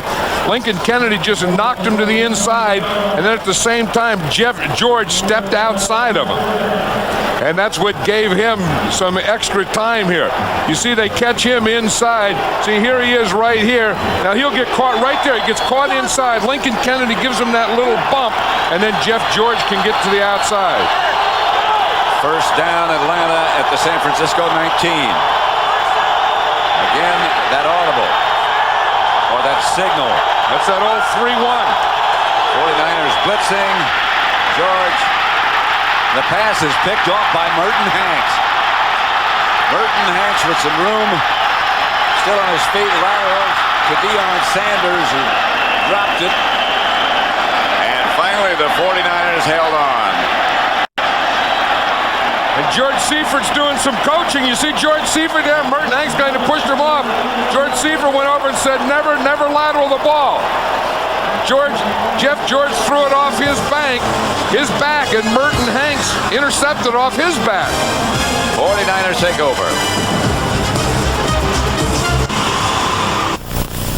Fox NFL Sunday is brought to you by Microsoft. Where do you want to go today? By Hager, 100% cotton and wool casual clothing. Hager, stuff you can wear. And by 3DO, the most advanced home gaming system in the universe. Back at Candlestick Park as Merton Hanks gets another interception. That's his second of the day. And the 49ers stop the Falcon move downfield. 1st and 10 San Francisco at their own 35. Young to throw. Brent Jones led perfectly by Steve Young. The 49ers move inside the Atlanta 30. And Steve Young threw it right in that lane, Pat, right in that same lane that he'd been running in. You see right to his left here, if you look at this lane that he has to throw it in, he turns there, it's that lane right there. That same lane he's been running in all day has been a pretty good passing lane for him also. Another great throw. Watch, here's Brent Jones here. He's just going to run a post pattern. See, he's on the left side. He starts up, then he starts into the post right there, right up the numbers, and is thrown right outside the numbers on the field. Fake is to Waters. Young back to throw it. Throws it into the ground. They were trying to set up a screen to Floyd. The Falcons had read it.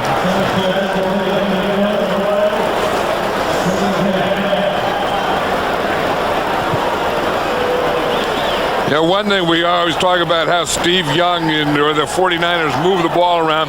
In the first half, 6 times to the wide receivers, 4 times to the tight ends, 7 times to the running backs. And really, Ricky Waters has been as much a receiver in this game for Steve Young, especially in the first half, as any of the wide receivers. 2nd and 10.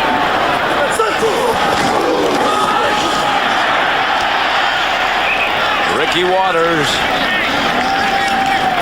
just inside the Atlanta 25. Tripped by Scott Case. Yeah, Ricky Waters has that bandage off his nose now, so maybe you don't need it in the second half, or maybe it runs out of whatever it has in the first half. I don't think Jerry Rice has one on either. Nice hit. The 3 wide receivers go wide right. Jerry Rice is left. Young is looking at him. Got him. Rice struggling to get away.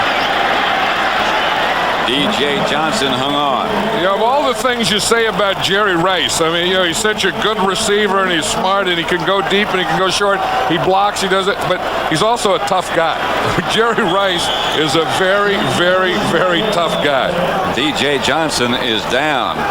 The guy who made the hit on Jerry Rice. Yeah, that was the old basketball thing, you know, where you put everyone over on one side. Like you said, you had 3 wide receivers, then isolate Jerry Rice on the backside, just get him the ball in a slant.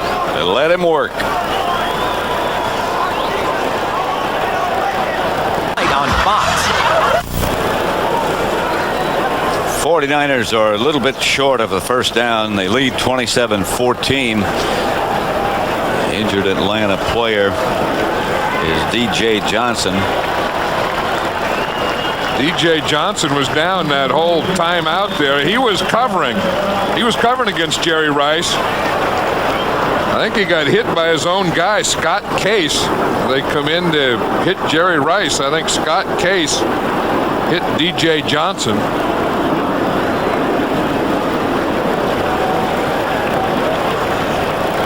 Hard to tell what might be the problem. Well, here's the play right in here, and you'll see what happens. D.J. Johnson is number 44. I think he got hit by Scott Case, his own guy, when they tried to sandwich Jerry Rice. Jerry Rice, remember, was over on the left side. All 3 receivers over on the right side. 4th and short.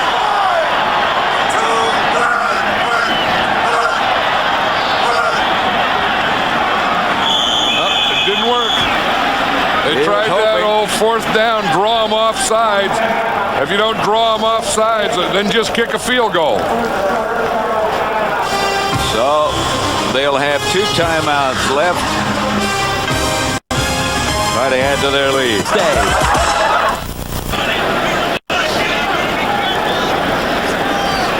Doug Bryan to try a field goal from 37 yards away with Wilmsmeyer holding. Try to add to the 49er lead. It's 27-14. Bryan, plenty of distance on his first field goal today. This one he pulls. The distance was there, but the accuracy was not. And the lead remains the same. Atlanta takes over.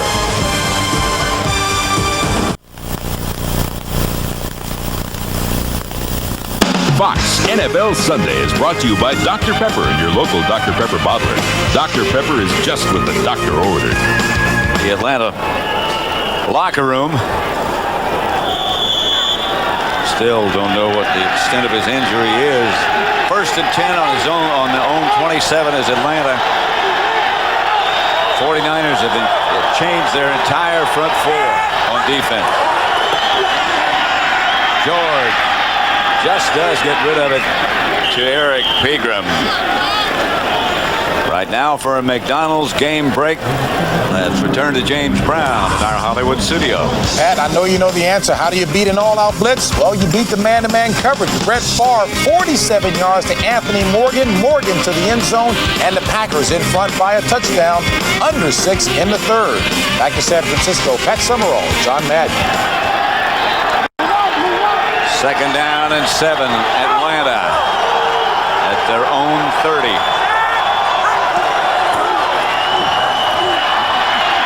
Jeff George. Incomplete. Eric Davis knocked it away from Leonard Harris.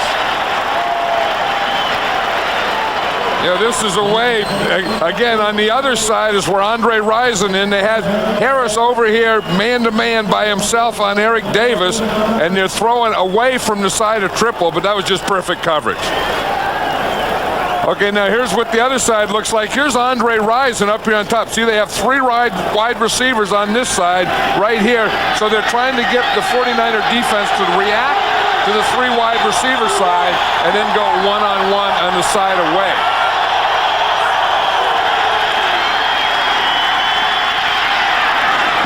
George's pass again is incomplete. And again, as Eric Davis knocked it away. June Jones, you can't get your head down like that. I mean, that's one thing you can't let your players see. I mean, I don't, you know, that it can't be that bad. I mean, you have to stay in this thing. Somehow, if Andre Rison is a great wide receiver, I would find a way to get him the ball. I mean, if you have a Jerry Rice, you have to get him the ball. If you have a good player, you have to get him the ball. They had yet to get the ball to Andre Rison. Alexander's hangs.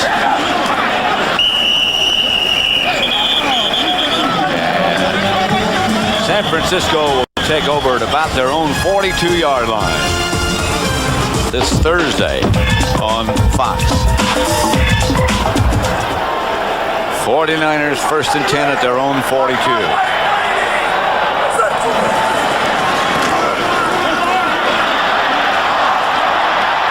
William Floyd.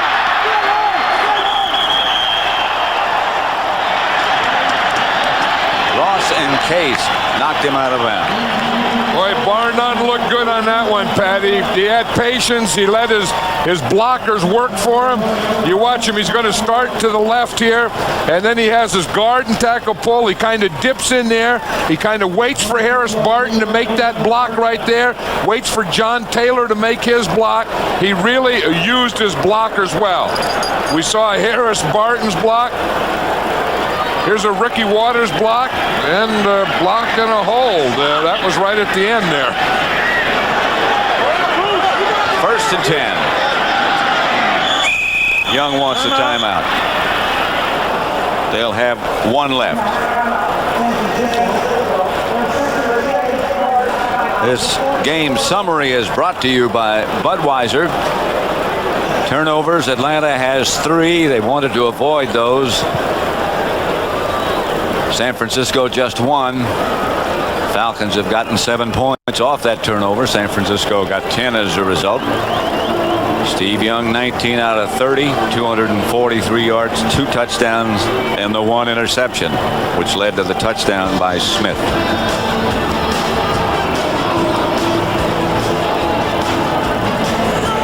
DJ Johnson was over there trying to run on the sidelines. It looked like he did very well.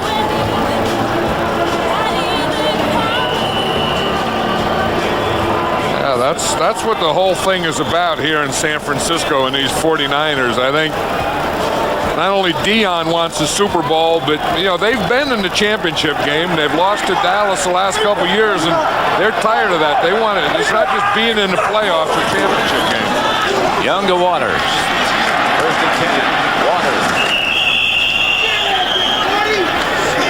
There's Mike Ken, has a problem with his left knee. He will not be back. Mike has already said this will be his last year. Not that that brought it about any more quickly. He's played this game for 17 years. And I'll tell you, over those years, in fact, they look like they can't decide which one's a bad one. They're going to ice or tape both. Probably. If you play 17 years, they're probably both bad.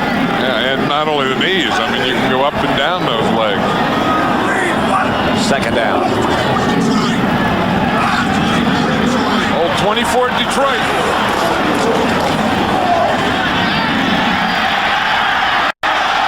Flag on the play. The pass intended for Brent Jones, covered by Kevin Ross.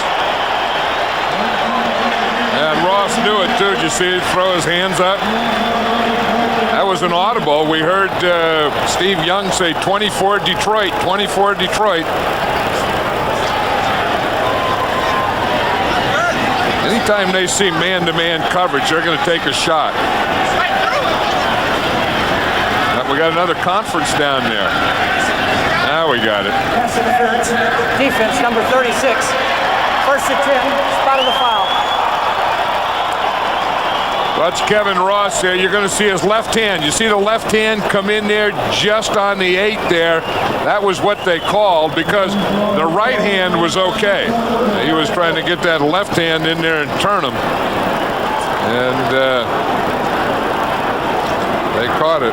Both knees for Mike Ken. First down just outside the 10. This is Waters. Knocked backwards. Didn't get much, if any. Kevin Ross. Clay Matthews made the stop. Kevin Ross is a tough guy too. Remember, when he was played for Kansas City for all those years, and he was a Pro Bowl player, a good cover guy, a corner, moved him into safety. He's played free safety here, strong safety. For a long time, he was a good player in this league. Waters got nothing.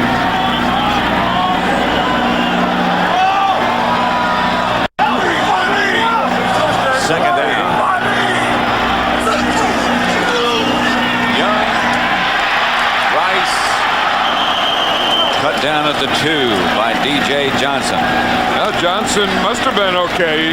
He got back in there, but look how far off he is. And again, this happened earlier to Darnell Walker on the other side. When you get down here inside the 10-yard line, the 49ers see that. They're just going to run that short out, hit the guy quickly. They did it to John Taylor on the right for a touchdown, and that time to Jerry Rice, who got it down to the 3. Third and goal from outside the 2, 3 wide receivers in the game. 49ers. Singleton started with Rice. Now he goes over with Taylor. Too much time. Not a vote of confidence or approval from one of the players. Offense, 5-yard penalty. It didn't look like they were sure of that formation. The Singleton was going right and left, and the receivers and never did get set on that. And that's what took the time. 5 seconds. 2:25. They move the ball back outside the 7, almost the 8. 27-14, San Francisco leading.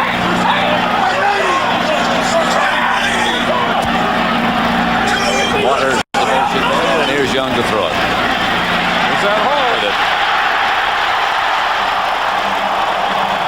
Steve Young touchdown, his second of the day. It's that same hole, it's that same gap. In fact, he kind of looks bored with it. The Atlanta Falcons, having been given Steve Young that lane, to either throw it or run it all day. We'll just see the lane. It's just going to be here in the left, and usually Chris Dolman, number 56, is going to get up the field. We can just stop it right here. There's the lane right there. See, there's no one there. He's behind him, and he just has a straight shot right into the end zone. And they just give it to him. I mean, he can see the goal line all the way. And he's been throwing and running in that lane all day. Ryan's extra point is good. And the 49ers lead it 34-14. Don't forget, next weekend, Fox NFL Sunday begins at noon Eastern, 9 a.m. Pacific with America's #1 pregame show. Then it's Fox NFL Sunday doubleheader action. At 1 Eastern time, the Eagles against Pittsburgh, Chicago, Green Bay, Minnesota, Buffalo, the Rams against Tampa Bay. Then at 4 Eastern, John and I'll be in San Diego as the 49ers battle the Chargers. In the other late game, Washington takes on Arizona. So check your local listings for the games in your area next Sunday right here on Fox Sports. Let's just look at this lane again here, Pat, that they've been giving them all day. And you can just see this is the way Steve Young sees it. I mean, if we can stop it here, I mean, he just sees here's the goal line here, and he just sees this straight shot that he's going to get. And now he's not only been throwing there, but again, I mean, it's just a gimme. I'm surprised the Falcons haven't figured out that somehow on his left side, you better shut down those lanes. You just can't give him wide open lanes on that where left he's side. going to go. I mean, I'd give him a lane to the right side once in a while, but I would sure overload his left side. Doug Bryan set to kick off. Clarence Verdun and Eric Pegram back deep for Atlanta. Bryan's kick is going to be handled at the 3 by Verdun. 49er coverage of kickoffs has been excellent today.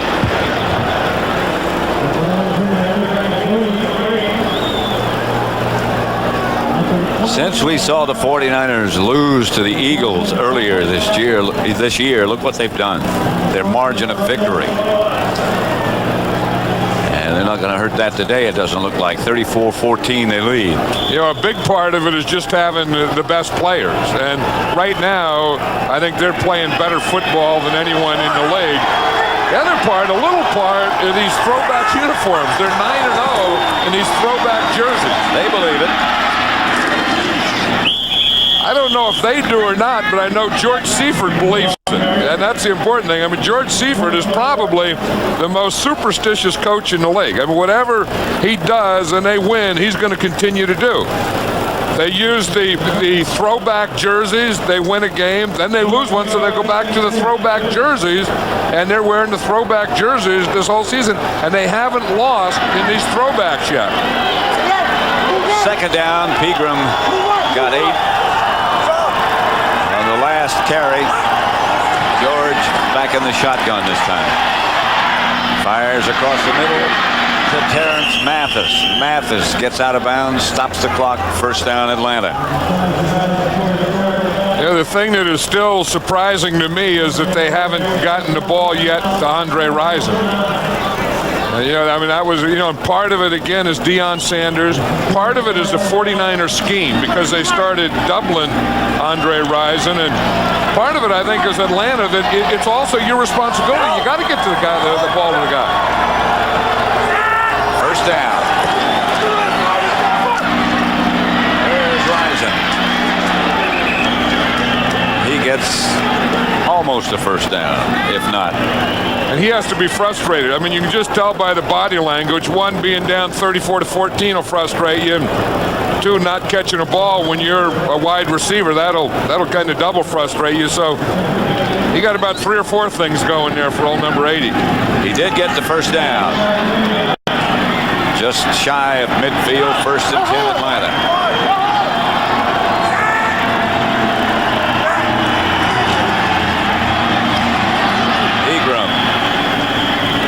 Tripped up by Todd Kelly. They had the right play call. 49ers were blitzing.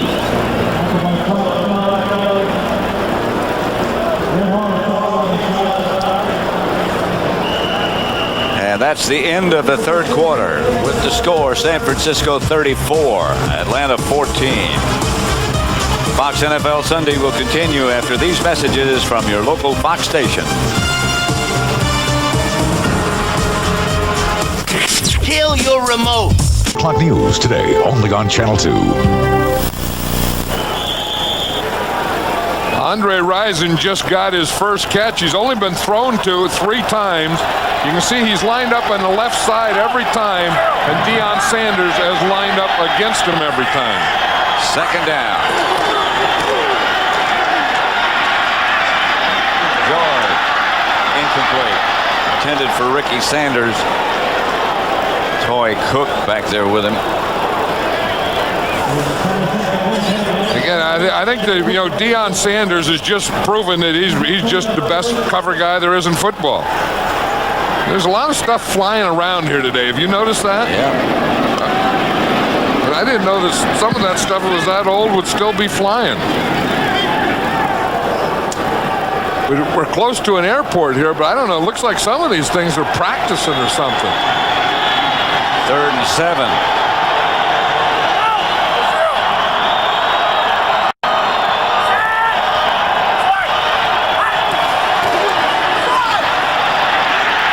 Jeff George hit from behind. The ball comes loose. 49ers saying they have it. And they do. Jeff George didn't see or feel Todd Kelly coming at all. Here's Todd Kelly here. He's going to come from Jeff George's backside. George is going away from him. They come up and they fake the blitz. No one blocks number 58, Kelly. George doesn't see him, feel him, or anything, and he knocked everything out of Jeff George on that play. Watch Jeff George. He doesn't feel or anything, that thing coming. And that knocked the air out of him. His helmet almost off, and the ball flopped out of there. And Charles Mann made the recovery. George gets to the sideline. He hurt his shoulder earlier. Bobby Hebert starts to loosen. Yeah, that is tough when they don't block your backside and the guy gets a free run at you and you don't see it coming. Floyd. Right now, let's return to James Brown in our Hollywood studio. Pat, it was the old Redskins connection of Jay Schroeder to Gary Clark on 2 consecutive possessions that worked. Here's the second of them. Schroeder finds Gary Clark in the end zone. 2-point conversion fails, but the field goal is good on the next play. And Arizona ahead 21-12 in the fourth. Back to Pat and John. 2nd and 6 for the 49ers. Who lead Atlanta 34-14. Bobby Hebert.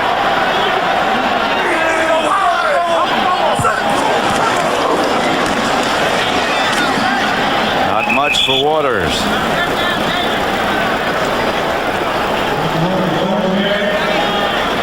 Yeah, that's one thing June Jones was talking about yesterday about Jeff George. He said one thing you get to learn a guy when he's playing quarterback for you, and people say things about him and this and that. And he said, but I've learned one thing about Jeff George. He's a tough guy, and you're going to learn it more when they don't block someone and they get a free run at him on his backside. That'll test a lot of parts about him. 3rd and 3. 4 wide receivers for the 49ers. Flag on the play. The Falcons jump. That'll be enough with the penalty if it is against Atlanta for a first down for San Francisco. False start. Offense. 5-yard penalty. Repeat the down. 3rd down. Yeah, it had to be against the offense because they blew the whistle. If it was against the defense, they'd let him play. And when they blew the whistle, then that meant against the offense. Good George Seifert, he doesn't want that. George Seifert, and you have to, but he strives for perfection. He wants everything perfect. It'll be 3rd and long then for the 49ers.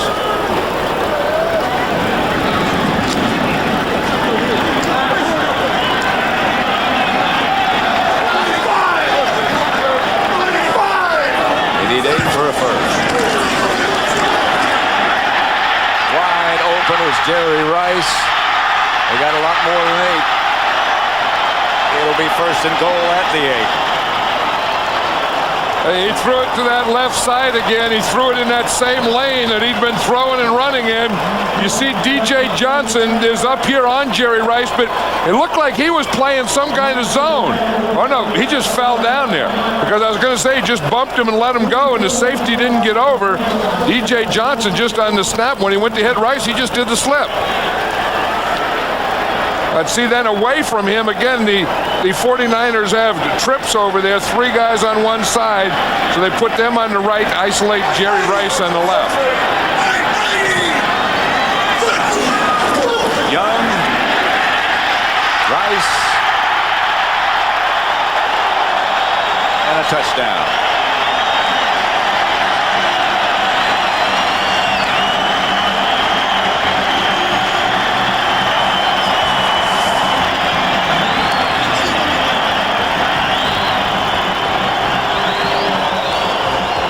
And the Falcons have been doing this all day. Inside the 10, they're just giving too much of a cushion. You see, Darnell Walker was not only playing off, he was playing inside. And Jerry Rice just went and kind of held him and just ran it out on him. Now they're going to go for 2. Oh, That's bad location and bad position and bad everything by Darnell Walker. Young did not get the 2. They never quite got things settled. Jesse Tuggle hit Steve Young. A little disgusted. 40-14. Cam, the only camcorders with a choice of big 3 and 4-inch view screens. Fox NFL Sunday is brought to you by Mercedes-Benz, where safety, reliability, performance, and value are never optional. By Apple Computer, makers of Macintosh personal computers for business, home, and education. And by Red Dog, bold yet smooth, unusually easy to drink. This is Red Dog territory. Bryan set to kick off as the 49ers have increased their lead to 40-14. Short kick. Free ball. Pegram was wise to just pick it up.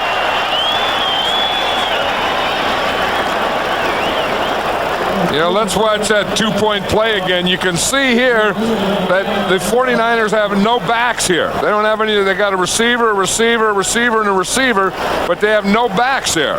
So now when you're the quarterback and you're Steve Young, he thinks he has a back there to hand off to. Look at this. He's going, where is that guy I thought was supposed to be there? And then if there's no one to hand it to, there's only one thing left to do. That's run it yourself in the hole that the back was supposed to go in. But there wasn't even a back in the game to run that play. 1st and 10 for Atlanta. Bobby Hebert is the quarterback.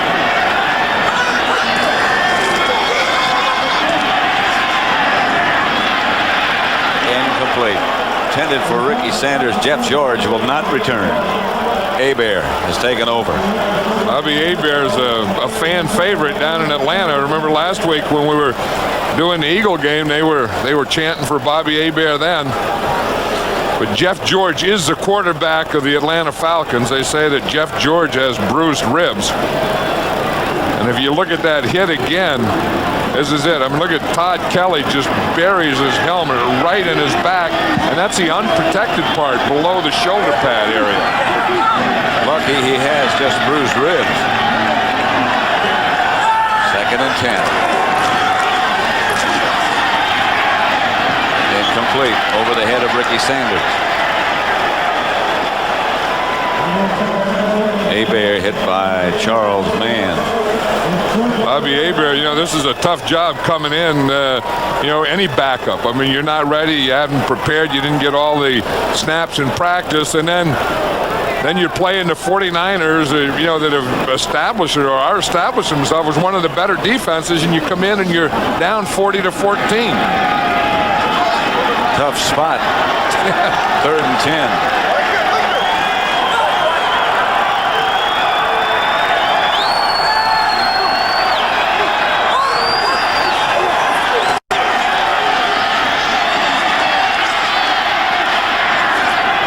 Incomplete. Intended for Mathis. Flag on the play.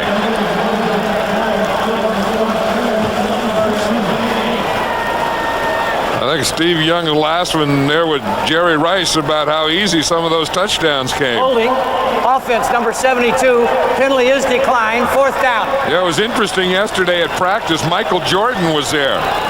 And all these 49er players were talking and laughing with Michael Jordan, and most of them were getting Michael Jordan's autograph. In fact, Michael Jordan's here at the game today. He's a friend of Richard Dent, who told Michael Jordan he was going to play. Back from the Chicago days. Out of bounds at about the 42-yard line. Alexander's punt is Richard Dent. 40. It's the shocking story on an all-new Encounters tonight at 7, 6 Central. 40-14, the 49ers over the Atlanta Falcons. There's Andre Rison. Elvis Grbac is the quarterback for the 49ers. Backs are Adam Walker and Derek Lavelle. Ted Thompson is the tight end. Grbac. Adam Walker. Adam Walker knows it's the same thing. When you got that big tackle pulling, that's that counter type of thing where they pulled Harris Barton. And if you're going to do that, just follow that guy. That's all you have to know is take your cue from that tackle. Now here's Harris Barton. Now when he comes this way, just get right in behind him. When he cuts up, stay right in behind him, and you cut up too. See, you're going to have the guard coming first. Harris Barton, the right tackle. He's going to start off. See him come right there. Now get right in behind him and just run right off that block. He makes a block, boom, cut right off that thing. And they're going to measure for a first down. He got it. Oh, well, hold it a second. Let's see what happened. They just put some more links in the chain.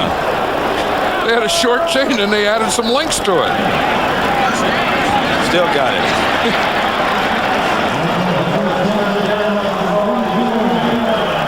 This is the life of an umpire, Pat. He's the guy that lines up right behind the offensive and defensive line.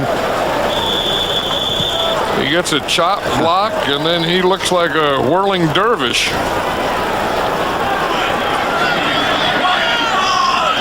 First down. Derek Lavelle taken down inside the 30 by Jesse Tuggle. Yeah, Michael Jordan was at practice yesterday with Richard Denton. Richard Dent said he called him up and said, come on out, I'm going to play today. He said, Richard Dent has been out for about 9 or 10 weeks, and he told Michael Jordan to come to the game. He was going to make his comeback. He got a new brace. And then Michael Jordan come out to watch him play, and Richard Dent said he's not going to play. For another couple of weeks? Yeah. So what did you do, lie to him? He said, yeah. Just wanted to get him out of here. To Singleton. First down, San Francisco. I think, as we said earlier, Steve Young has to be the hottest quarterback in football right now, and I don't know who the second would be. I don't now either. I think there's a pretty wide gap between Steve Young and the next quarterback. Of course, Troy Aikman being injured in Dallas.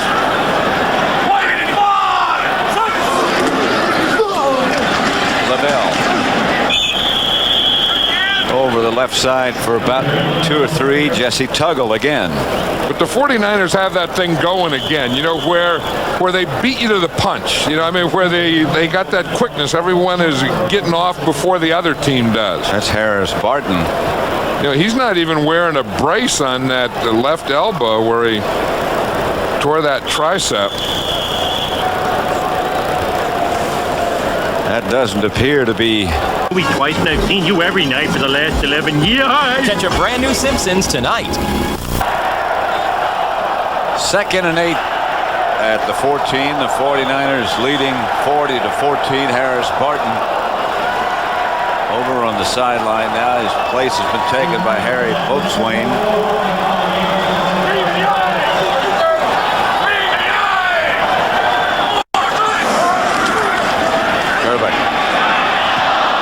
Over the head of Derek Lavelle. On the other side, Harris Barton has made a remarkable comeback, and he's playing very well. And the other tackle there, Steve Wallace, is playing well, and you can see he has that added shell there. He has his helmet, then he has that shell that he wears over the helmet. And again, he's had some concussion problems, and when he had his last one, he was concerned about it, even thought about retiring. Had a CAT scan and found out everything was okay, but he did want added protection. He said that not only gives him added protection, but it gives him more confidence in his blocking. 3rd and 8. Incomplete. McCaffrey had it in his hands for a moment, and it got away. This game is presented by authority of the National Football League, is intended for the private use of our audience. Any rebroadcast or other use of this telecast without the express written consent of the San Francisco 49ers and the National Football League is prohibited. Doug Bryan to attempt the field goal from 32 yards out with Wilmsmeyer holding. He's 2 out of 3 on the day with a long of 46 that had plenty of room. This one is good, and it's 43. Right, Mom. The museum can be fun. The Copper Top tops them all. Fox NFL Sunday is brought to you by Dr. Pepper and your local Dr. Pepper bottler. Dr. Pepper is just what the doctor ordered. Doug Bryan to kick off. It's been a busy day.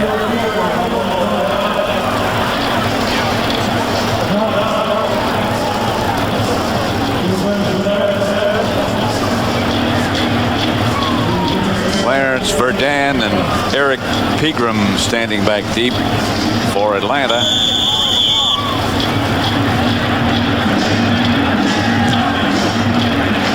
Bryant's kick sails to Verdun at the 5.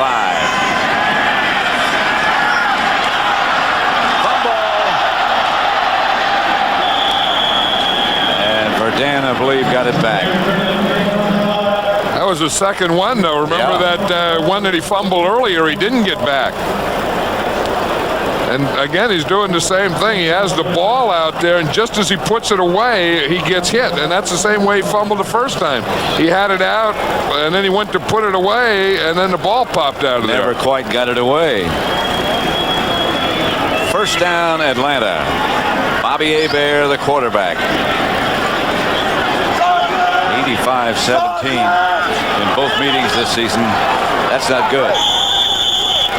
That's getting killed. Yeah.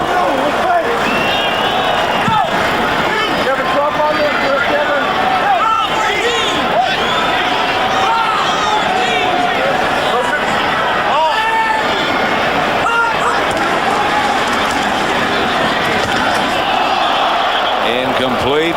Intended for Leonard Harris. Toy Cook. Right now, let's return to James Brown in Hollywood for an update. All right, Pat, a tight affair in Cleveland late, even tighter. Take a look at Vinny Testaverde back looking deep. Boy, he launches this one 60-plus yards as he finds Derek Alexander down at about the 13-yard line. Take a look at Leroy Hoyt. Backtracks, full steam ahead into the end zone. We're tied at 13. Back to Pat and John.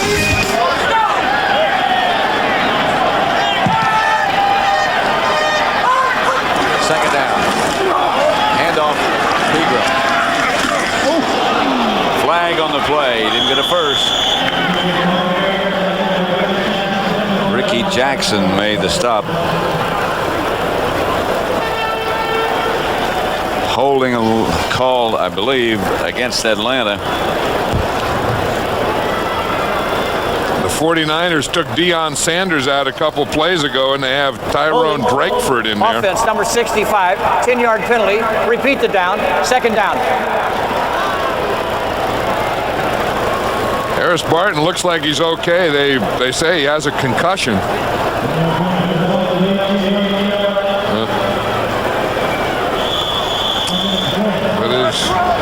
He looks like he's okay. Yeah, huh? Looks fine.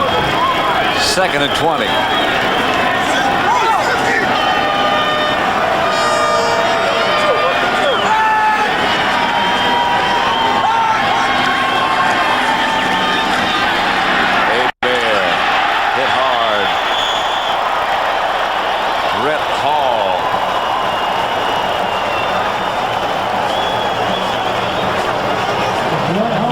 This is one of these things that just makes pass protection tough. When you get into the situation where you're down like this, you see number 91 Hall. He starts in, he throws his man to the left side. Bobby Hebert thought that he had a lane, and he was stepping up to it, and then Red Hall just came and took it right away from him. Brings up third and long. 25.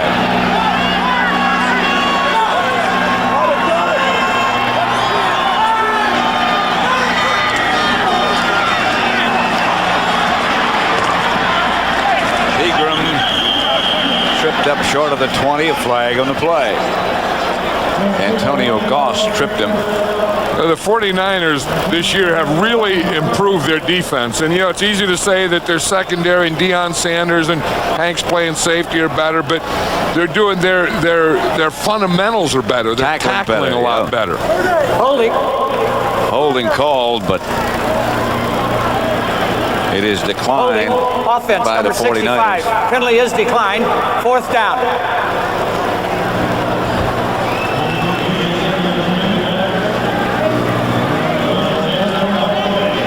Zander back to punt.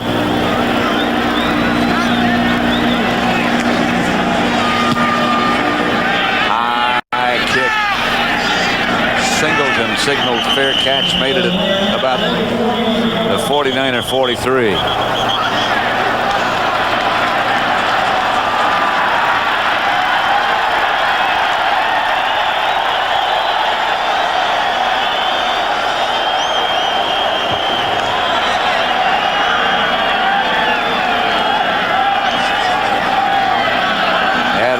Got a little something going with someone.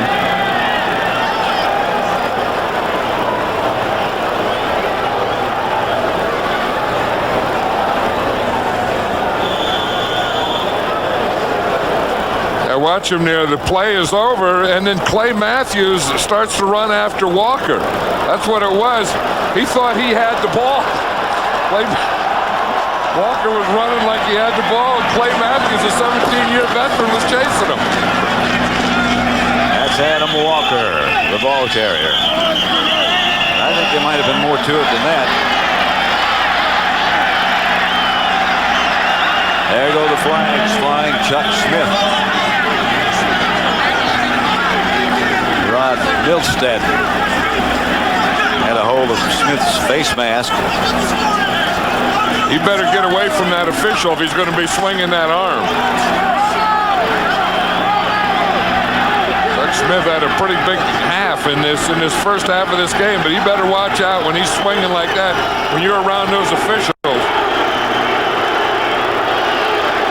And I think this is frustration. This is not only the frustration in this game, but going 6 and 7 and getting whipped the first time by this team and think you're going to get them back and come out here and get whipped again. I think we're starting to see that from the Falcons. June Jones over talking with Dick Hantak. Chuck Smith has been evicted. I remember last time when Deion Sanders and Andre Rison had that fight, there was a lot of flack that they fined them for the fight, but that they weren't evicted. Now with Chuck Smith, they're saying that he's going to be evicted. He is.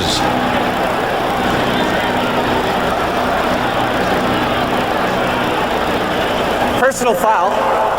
Defense number 90, 15 yards. Number 90 is rejected as he used the helmet as a weapon. And rejected. First down. Number 90 is right here. That's Chuck Smith. And what the penalty is after the play. You see, he starts the fight here.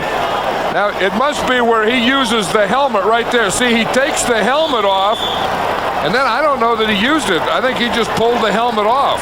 Yep.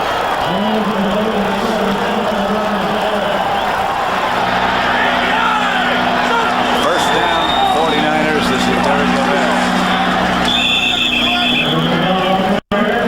For those of you expecting to see encounters, it'll be seen following football, except on the West Coast, where it'll be seen at its regular time, following encounters, back-to-back episodes of The Simpsons.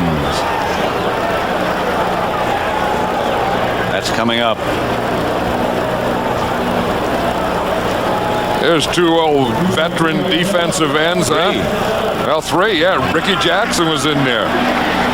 Charles Mann, Richard Dent, Ricky Jackson.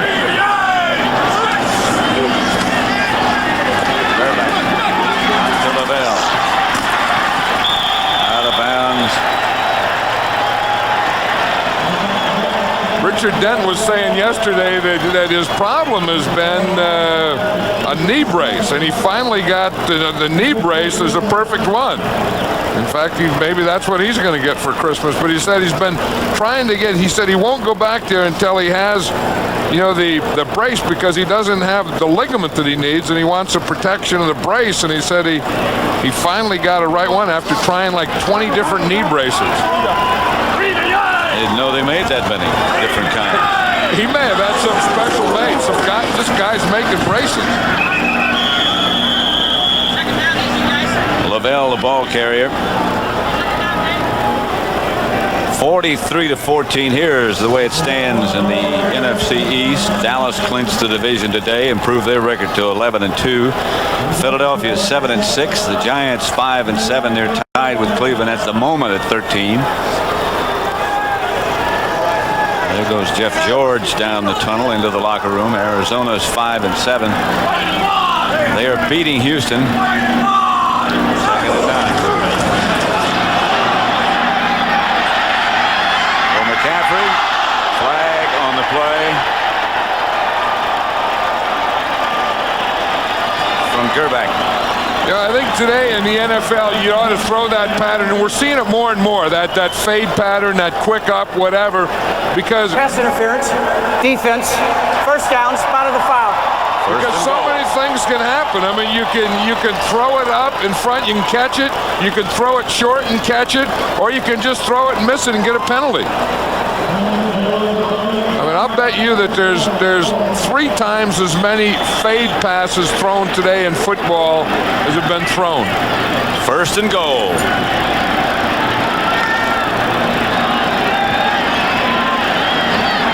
Anthony Phillips. First and goal at the 2. Walker and Lavelle, the running back. Walker. Touchdown.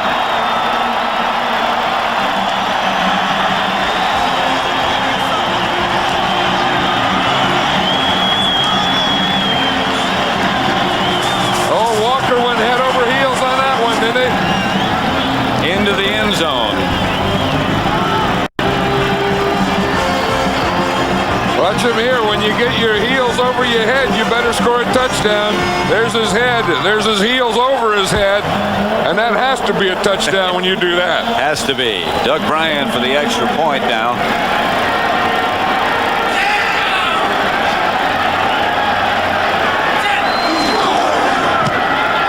Extra point is good.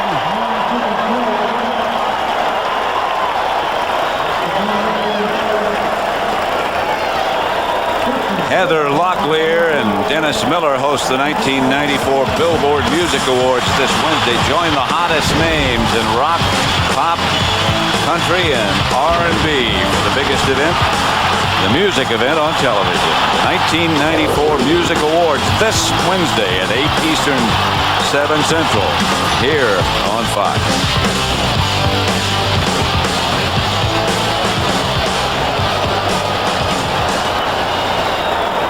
At Candlestick Park, it's 50-14. And Adam Walker is still celebrating. He got fired up on that punt return, and then he got that touchdown. And the opposite of what Adam Walker's doing has to be right there in Andre Rison. I would imagine. I mean, he has to be about triply frustrated. I mean, the loss, the matchup with Deion Sanders, not catching but one pass. So Doug Bryan again set to kick off, and Clarence Verdin and Eric Pegram are back deep. Clay Matthews over on the sideline. Bryan. Kickoff sail to Pegram, who's going to take it from there. Eric Pegram. Down at about the 34, where Kevin Mitchell makes the stop, and Atlanta takes over.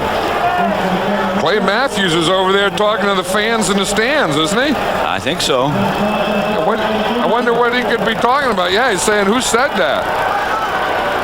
He wants someone to come out there. I mean, for a 17-year veteran, you're not supposed to be hearing that stuff. But when the other team, you play defense, they've scored 50 points on you. They can probably say what they want, but you'd think he'd put his hat on. I think if I were Clay Matthews, I think I'd put my helmet on. Especially when you've never been hurt, as he said. Bobby Hebert back in the spread. Hebert gets it to Mathis.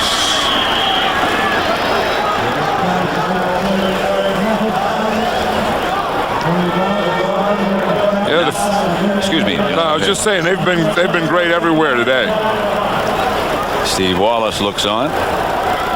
If you look in the red zone, they've had 9 opportunities, and when they get it down there, they are going to get it in the end zone. They're going to score points. Bear rising.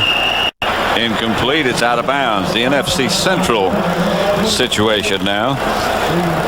Minnesota beat the Bears on Thursday. They're both 8-5. Detroit 6-6, beating Green Bay 34-31 at the moment.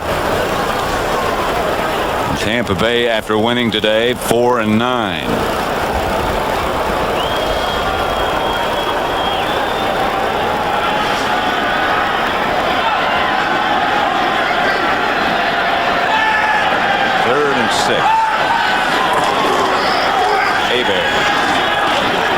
Gets it to Rison. Wrestled to the ground by Kevin Mitchell. You know, these 50 points that the 49ers have scored today, Pat, are the highest number of points, the most points scored this year by any NFL team. And you'd kind of expect if you know that the 49ers would be that team. If a team's going to do it. Bear on first down. Back again out of the spread.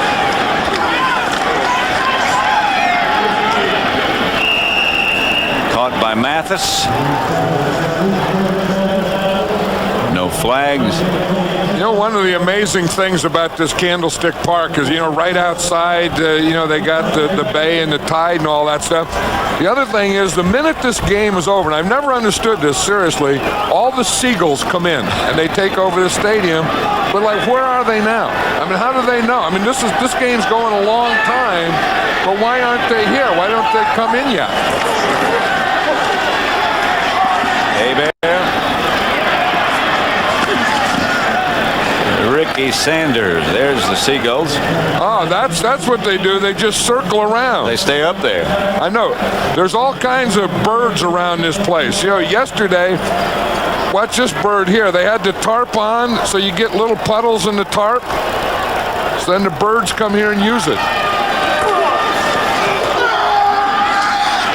Hey, Bear. Incomplete. Now that looks like fun. Yeah, they do use it. Yeah, they do. I mean, you stick your head in there, you flap your wings. I mean, what could be better on a Saturday afternoon than being in San Francisco, California, doing that? I never had wings. That bird was blowing bubbles and everything. That's not a bad deal. That's a pretty good deal that bird got. 2nd and 10. Begram.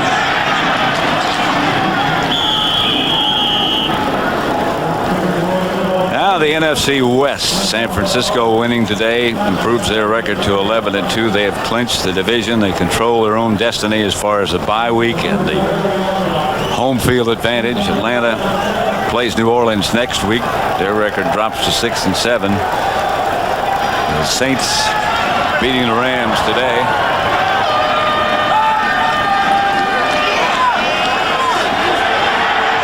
Bear spun away from one sack, throws to Rison. The pass is picked off by Tyrone Drakeford. Drakeford just runs out of bounds. 49ers will take over, leading 50-14.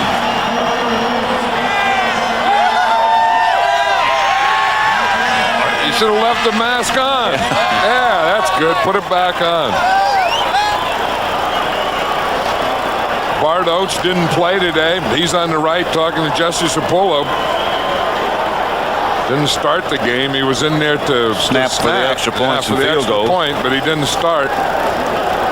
That keeps his consecutive game record going. But by not starting today, he was the only guy of the 49er offensive line that had started every game. Every other starter had missed. Then they started getting guys back. They got Wallace back, then Jesse back, and they got Harris Barton back. And then Bart Oates is out. They still don't have Ralph Tam back, though. But I guard. He's getting better. We talked to him yesterday out at the 49er facility. Adam Walker, the ball carrier. Here's the way it stands in the AFC East. Miami hosts Buffalo tonight with their record of 8-4. New England beat the Jets today to improve to 7-6. Buffalo, as I said, plays Miami tonight. The Jets 6-7 after that loss. Indianapolis 5-7. They're still playing. You know, Bill Parcells does a heck of a job of doing it. I thought they'd lost like 8 games already. They're 7-6. You remember we were talking at the beginning of the game about the stretch run, the December. Nobody's ever been better than he in December or January, I guess. Adam Walker.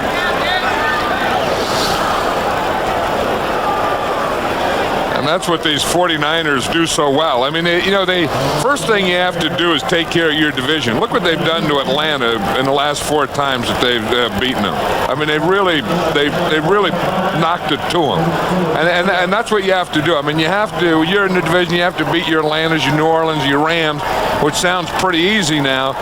Get that division and then go from there. Now, that doesn't include today. 2 minutes left to play at Candlestick. Very fast. This is Liquid. OS2 Warp, a totally cool way to run your computer.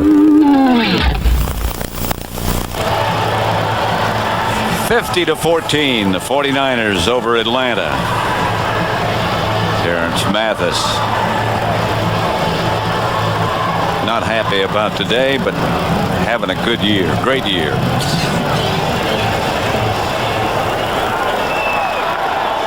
I wonder what they say down there. They can't say, well, we'll get them next time. This is next time. They already used next time. They already used that. Well, wait till we get you out there. Wait till we get you the next time. 2 minutes left to play. The 49er ball at their own 25, 3rd and 5. Elvis Gerback back to throw it. That'll be the first down, out of bounds to Nate Singleton.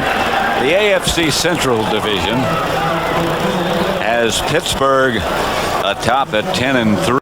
They control their own destiny, as do the 49ers. Cleveland just lost to the Giants 16-13. That drops them to 9-4. Cincinnati's out of the playoffs. Houston lost to Arizona 30-12 today, and they are out of the playoffs.